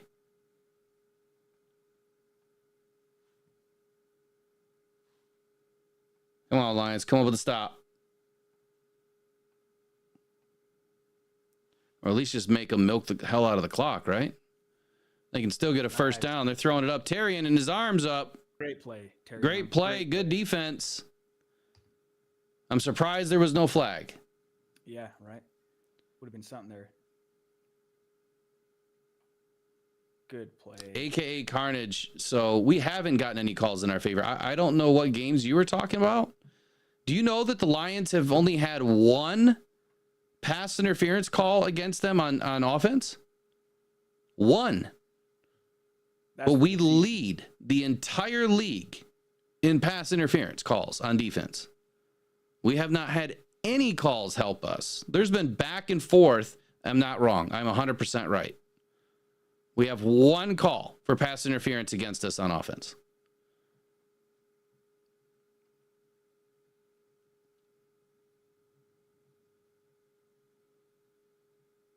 Good play, Branch. Good play. Yeah, Branch is always solid. I'm surprised he didn't get a flag on that too, with a hand on the back. That's usually what gets called, is the hand on the back. Caleb, when he throws that ball, he thinks it's a touchdown, and then Branch just rocks up. 4th and 4. Let's go. Man, I'm more interested in this Washington game. How much time is left? They got 9 minutes. We might have to flip over to that game. That was a false start. Branch is going to get... almost got him. Well defended. Yep. Good stop. Good stop. And a flag. What's the flag? They're not going to call another late hit, are they?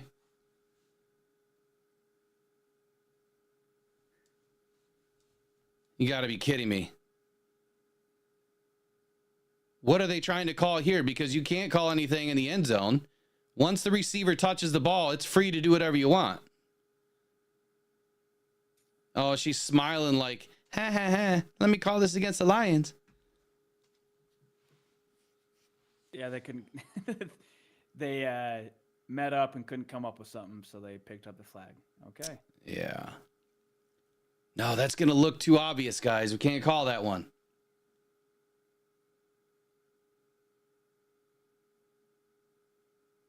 So ball's tipped. Now you can do whatever you want. It's a free play.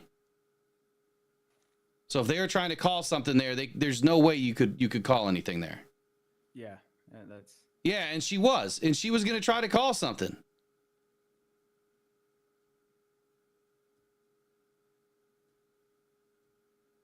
What were they going to try to call? Taunting over top of the player?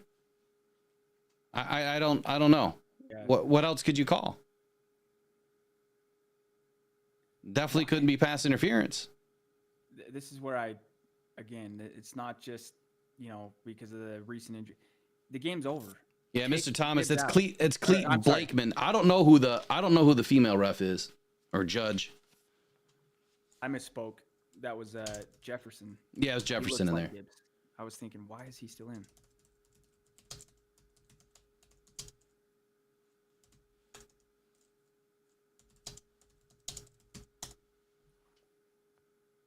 Yeah, you're right, John. I knee-jerk reaction on that because Their looks jerseys just like look him. almost identical.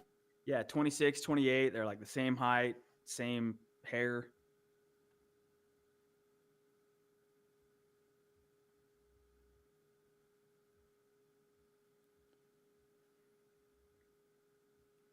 Yeah, there's 7 minutes left over in that Philadelphia-Washington.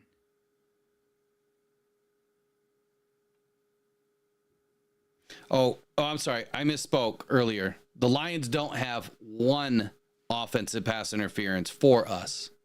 We have 2. But we have 17 defensive pass interference. Lead the league. Yeah. We lead the league. Yeah, Carnage saying that he doesn't blame refs, play between the six. And I don't think you guys are disagreeing here. I don't think this channel, this show is not. You can go anywhere and get the reaction of the refs are screwing us. That's not what Will is saying. It's not like the refs are. I mean, the Lions have won this game. It's all right. Everything's fine. But there's still. It just is like 4 or 5 plays in a row. There's a flag, and then there's even a flag on the one where it's like, all right, let's meet up and talk. Okay, we can't come up with something. Just calls that you don't. All of a sudden, they're getting called in the fourth quarter. Yeah, I don't know. I mean, I give credit where it's due, and I would say that half of Terrian's pass interference penalties are pass interference. Half. Yeah, exactly. Maybe one that's been called against Branch was actually pass interference. One that was called against Carlton was pass interference. But the majority of them really weak. They breathed on me before the ball got there, throw a flag.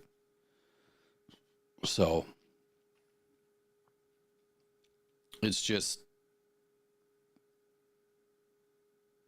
consistent in the NFL for some reason that the Lions get these late calls.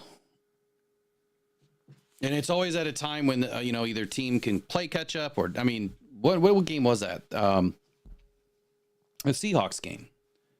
You go back and watch the Seahawks game. I was sitting in the stands losing my mind because I was like, we are about to lose this game because our refs were throwing a flag like every other play. All right, Lions, a couple more plays here, and they're going to be able to kneel it. Come on, Jefferson, get that stick. Oh, he got it. Oh, he's a little short, maybe. I don't know how the ref could make a decision right there. You see how the ref was behind him on the sideline? Say it again. I'm sorry. The ref was behind him on the sideline, so I don't know if he called first down. He called them 3rd and 1. Yeah. So I don't know how he could make that judgment call when you're behind the runner. You got to get even with the runner. Yeah, Carnage. Nobody's blaming. What? I don't think he's getting the point. Like, we're not blaming referees. The Lions won the game. What would we be blaming them for? Giving the Lions a win? Like, it's deeper than that. Come on. First down ends it. There it is. First down ends it. Lions are going to win this game. And we are switched over now. I'm going to switch over to Washington, Philly. Yep. I might as well finish out them for the end here. Let's do it, man. I'm going to are you going to do a live video too post game? Post game, yeah. I've got it scheduled at 4:15. I might be a little bit late. Okay. I will be tuned in. Appreciate you guys letting me hang out with you. Hey, Henri, U of M dad, 34-17. Good call, my friend. Oh, good call. Good call. In fact, what did I call today? I called 35-9 or something? I don't remember what your call was. I think I had 35-24 or something, but tip of the hat, Henri. Yeah, good call, buddy. Good call. Well, that's it. my Lions friend. beat the Bears, and now the Eagles 13-2. might potentially lose. 13 wins, most in franchise history. Let's keep this season rolling. I'm going to dip out and join the audience. All right, buddy. We'll catch you later, Riley. You got it. Thanks. All right, we'll guys. see you. I'm going to flip over and watch the Commanders-Eagles game here. Watch it till the end.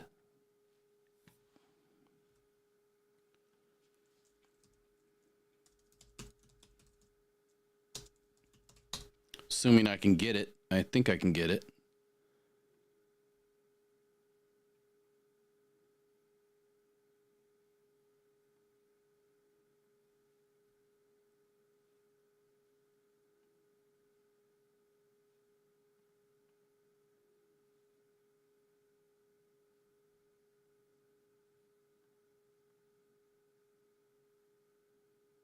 Oh no, it's not on. It's not on that. You got to be kidding me.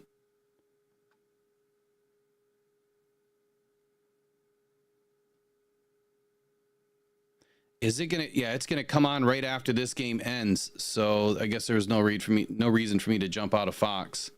It's gonna be on right after they end the Lions game. It's gonna jump right into the Eagles and Commanders game. All right, 28-7 or 28-27, 4:47 left in the fourth quarter.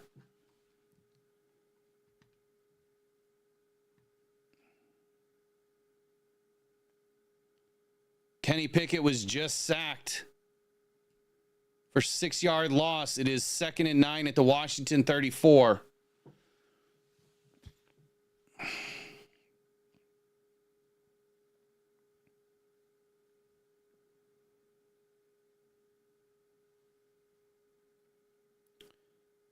So the Eagles have only scored 6 points since Jalen Hurts went out. 6 points.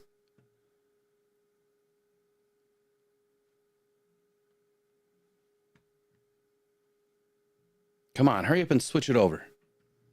Kenny Pickett just scrambled up the middle for 8 yards. So it is now going to be third. So I'm sorry, it's going to be 3rd and 15 at the Washington 40. I'm not sure how it's 3rd and 15.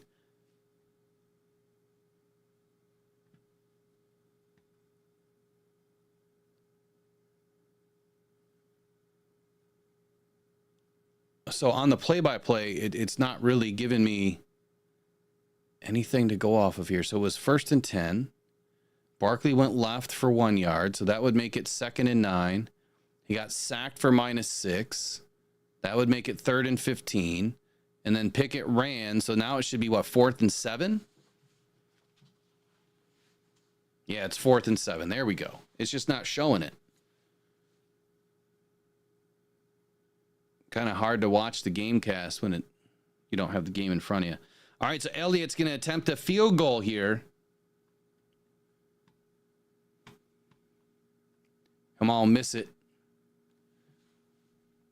Come on, miss it. It is up. It is. Damn it, it's good. Plenty of time left. Plenty of time left.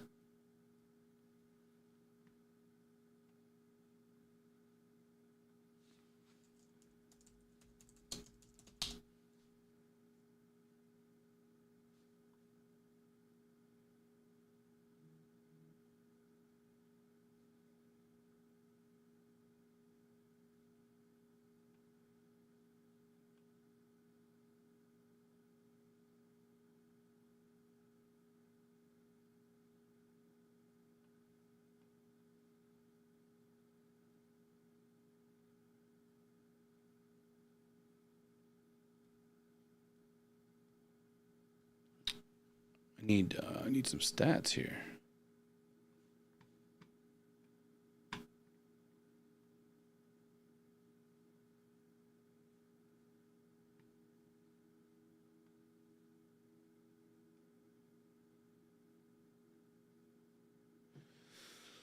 Okay. So Jaden Daniels, 19 of 31. He's not having a great day. But he's also rushed for 67 yards today. He's thrown 4 TDs, 1 interception. That's a really good day, but he has not had to put up the ball but more than 220 yards. All right, Washington's going to return the ball. 20, 25, 30. Found a hole. 35.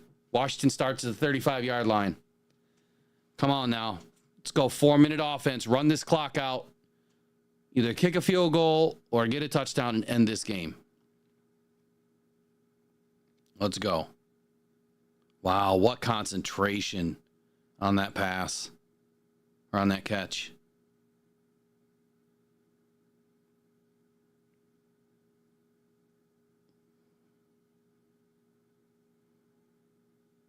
All right, here we go. 1st and 10. It's going to be a fake handoff. It is going to be a screen that is missed. So the one thing that you'll notice about the Washington Commanders offense and the Bills offense, very, very similar. Very, very similar how they run their plays.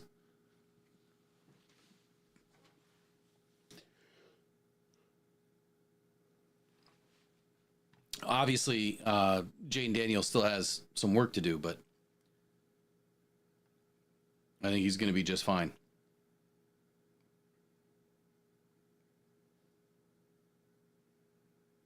Oh, that pass looked like it went in the dirt. Come on, you guys got to get off to a better start than that.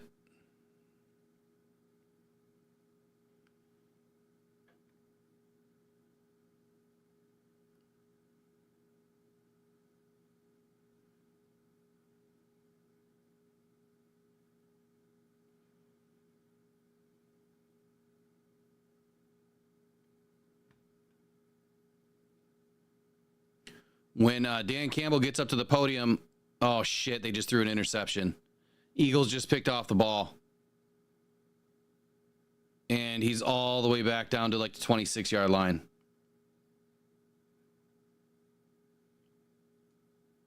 Damn it, Washington.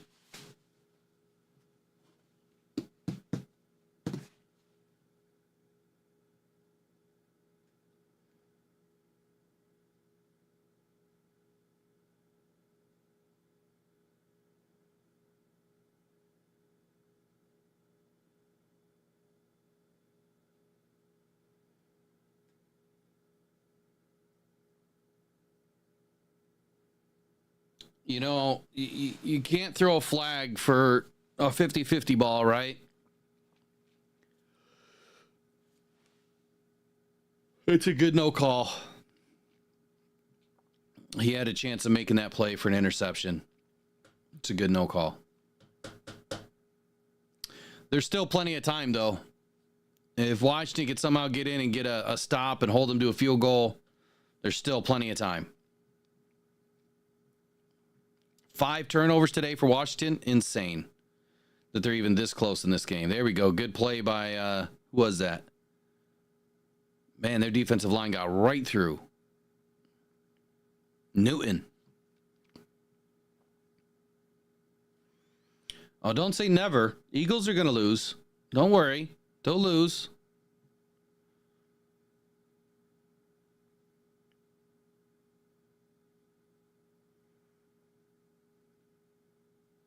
They just might not lose today.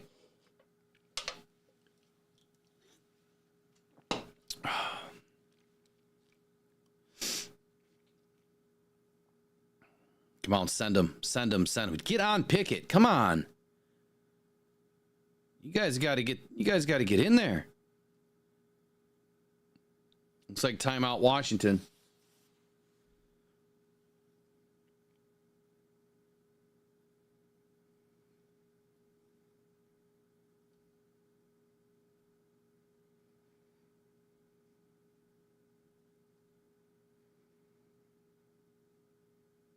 Man, Brown is a big dude.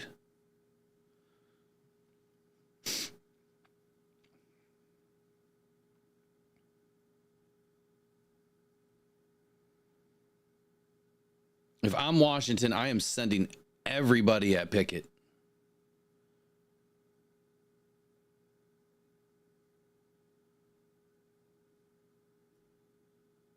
So I'm wondering what this means on the Eagles offense. What does that mean? He called the play in when he was running in. I'm wondering what that means. I'm going to pay attention to that for the rest of the season. Come on, Washington. Let's go. Let's go. Let's go. Oh, my God. Oh, he dropped it. Smith fumbled it. Well, he dropped it. It wasn't a fumble. He dropped it. 4th and 5.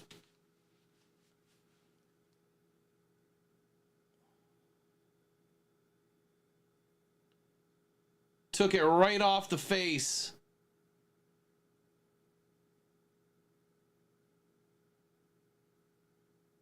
What are they going to do? Are they going to go for it? Or are they going to kick a field goal?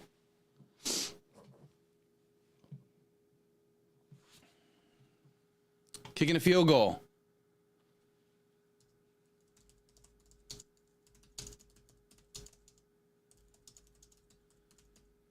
And he got it.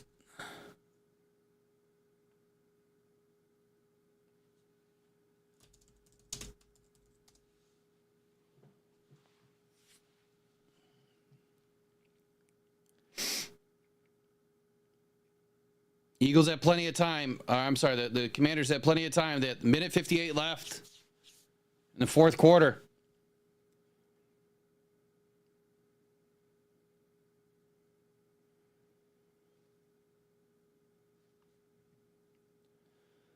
That last possession by the Eagles by Washington looked like Daniels looked shook. You know what I mean? He didn't look confident.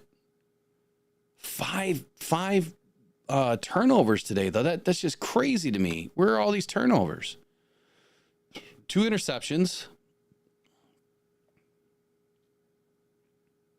1 forced fumble. That's defense. Brian Robinson, he fumbled twice, lost 2. Diami Brown fumbled once, lost 1. So 3 fumbles lost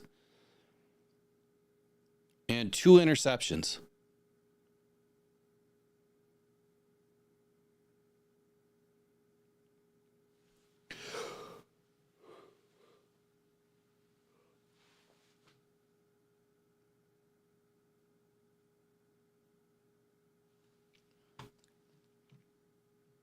Oh, no. Vikings picking apart Seattle.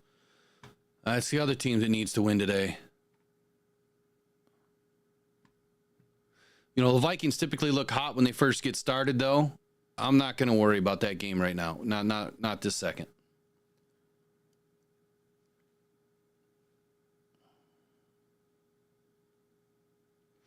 Nick P., you're not giving me a whole lot of confidence that you're a Lions fan, man. You got to say that the Vikings are going to lose. You got to speak it into existence. Remember, you got to manifest it. That's what Aiden Hutchinson would tell you to do. You got to manifest it.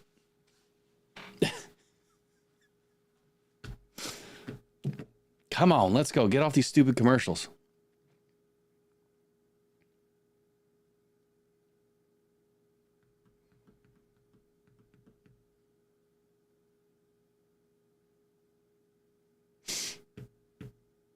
A huge bonus today if Washington can take these guys down. Huge bonus.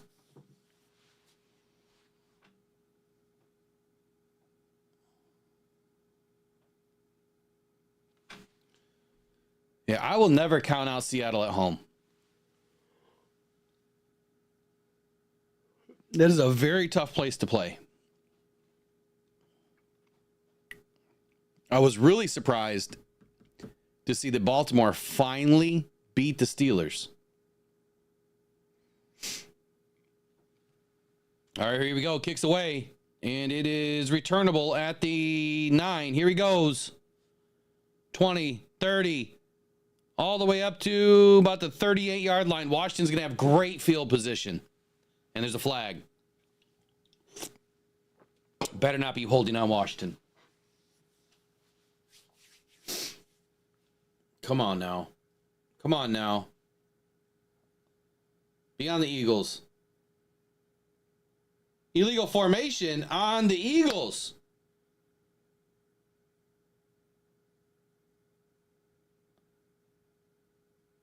Oh, yeah, he left early. So is that going to be enforced after the kick? It looks like it was. The Eagles or the Washington's now going to get the ball where? At the 48-yard line? No, 43-yard line. It was a 5-yard penalty. That's it. Come on, let's go, Washington. We just need one deep bomb into the end zone. Let's go. Come on, Daniels. More fired up for this game than I was the end of the Lions game. There we go. Pass number 1 completed to the 50.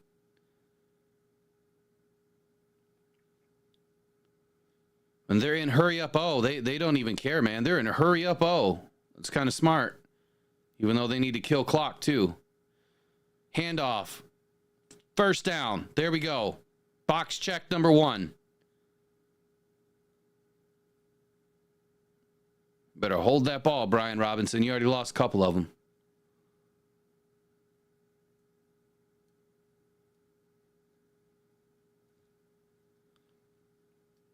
Minute 12. Here we go. Snap. Ball's away. First down. Out of bounds. McLaurin. Minute 6 left. Here we go.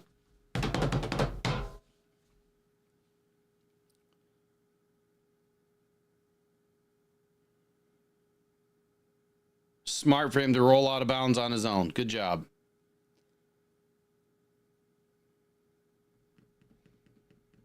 Come on, just keep chipping away, these guys. Keep chipping away. Need a touchdown.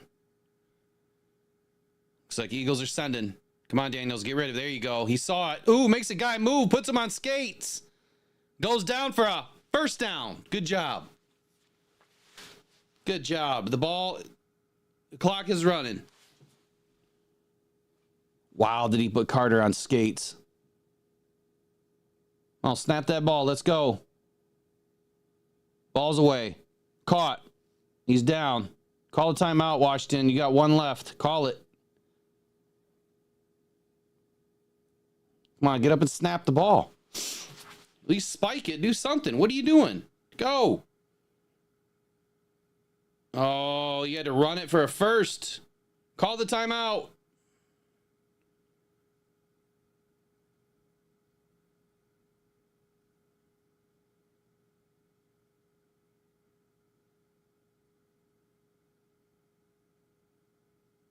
$23 seconds. It is 3rd and 1. They've got to be thinking end zone. They have no more timeouts.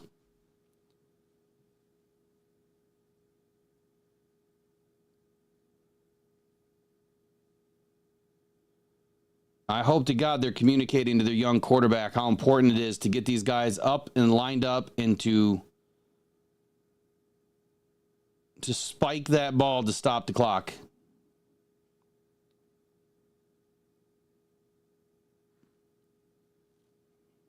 Well, they can get it done. Jaden has a beautiful arm. They've got 3 plays, but they need to somehow at least get 1 first down. They got to be thinking out routes and end zone. Or a deep, a little bit of a deep crosser here, coming across around the 5, the 4-yard line to the pylon.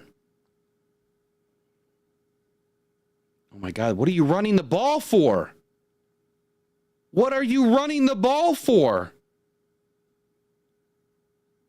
Are you guys that stupid? You got 2 more plays. What are they running the ball for?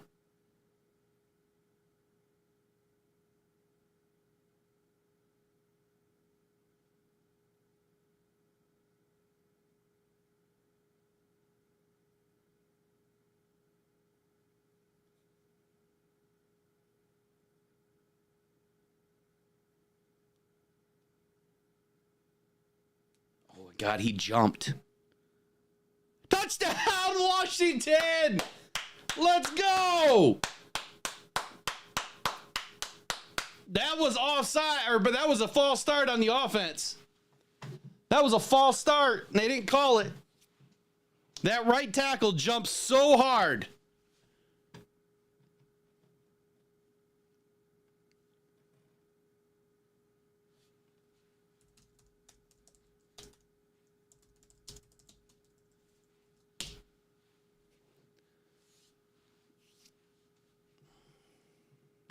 Wow. Unbelievable. Unbelievable. Lions 474 total yards, by the way. 329 passing, 145 on the ground. Man, I think my numbers were almost spot on today.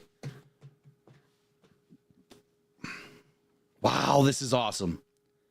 They're going for 2? He was holding up a 1, but why are they going for 2? And they're going to run it for 2, and he got it. Wow. The Eagles can only tie unless they somehow get a return.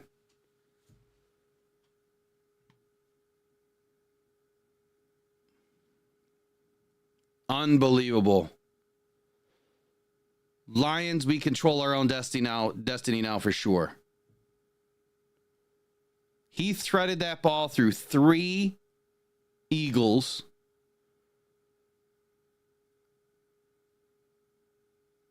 What a pass.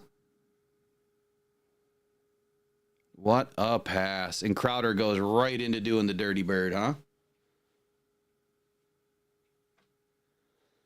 I can't believe that I see people in the Lions chat right now calling the Commanders a mediocre team.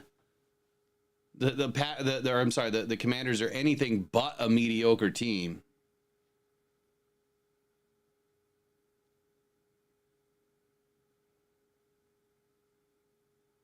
Oh, they're replaying now the false start. Oh yeah, huge false start. He had a one full step. Now they can't call it back, so oh well.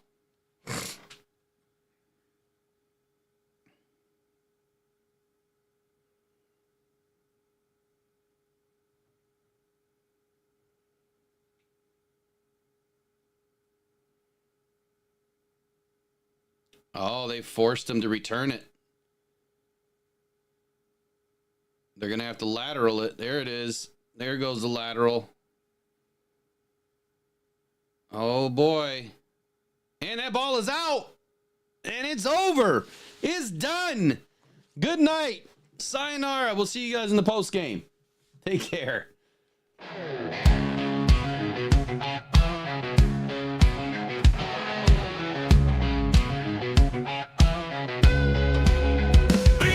In the huddle, man, talking football, NFL, college, man, they cover it all. Feel the tension, prediction, and the call. Fantasy life and rise or fall. Talking football night and day. NFL and college, hey, hey. Bets and stats, they don't play. Fantasy champs on our way. Guitars, roaring hearts, beating fast. Catch a pass, score, man, have a blast. 3 voices, keeping it clear. Listen up, the season's here.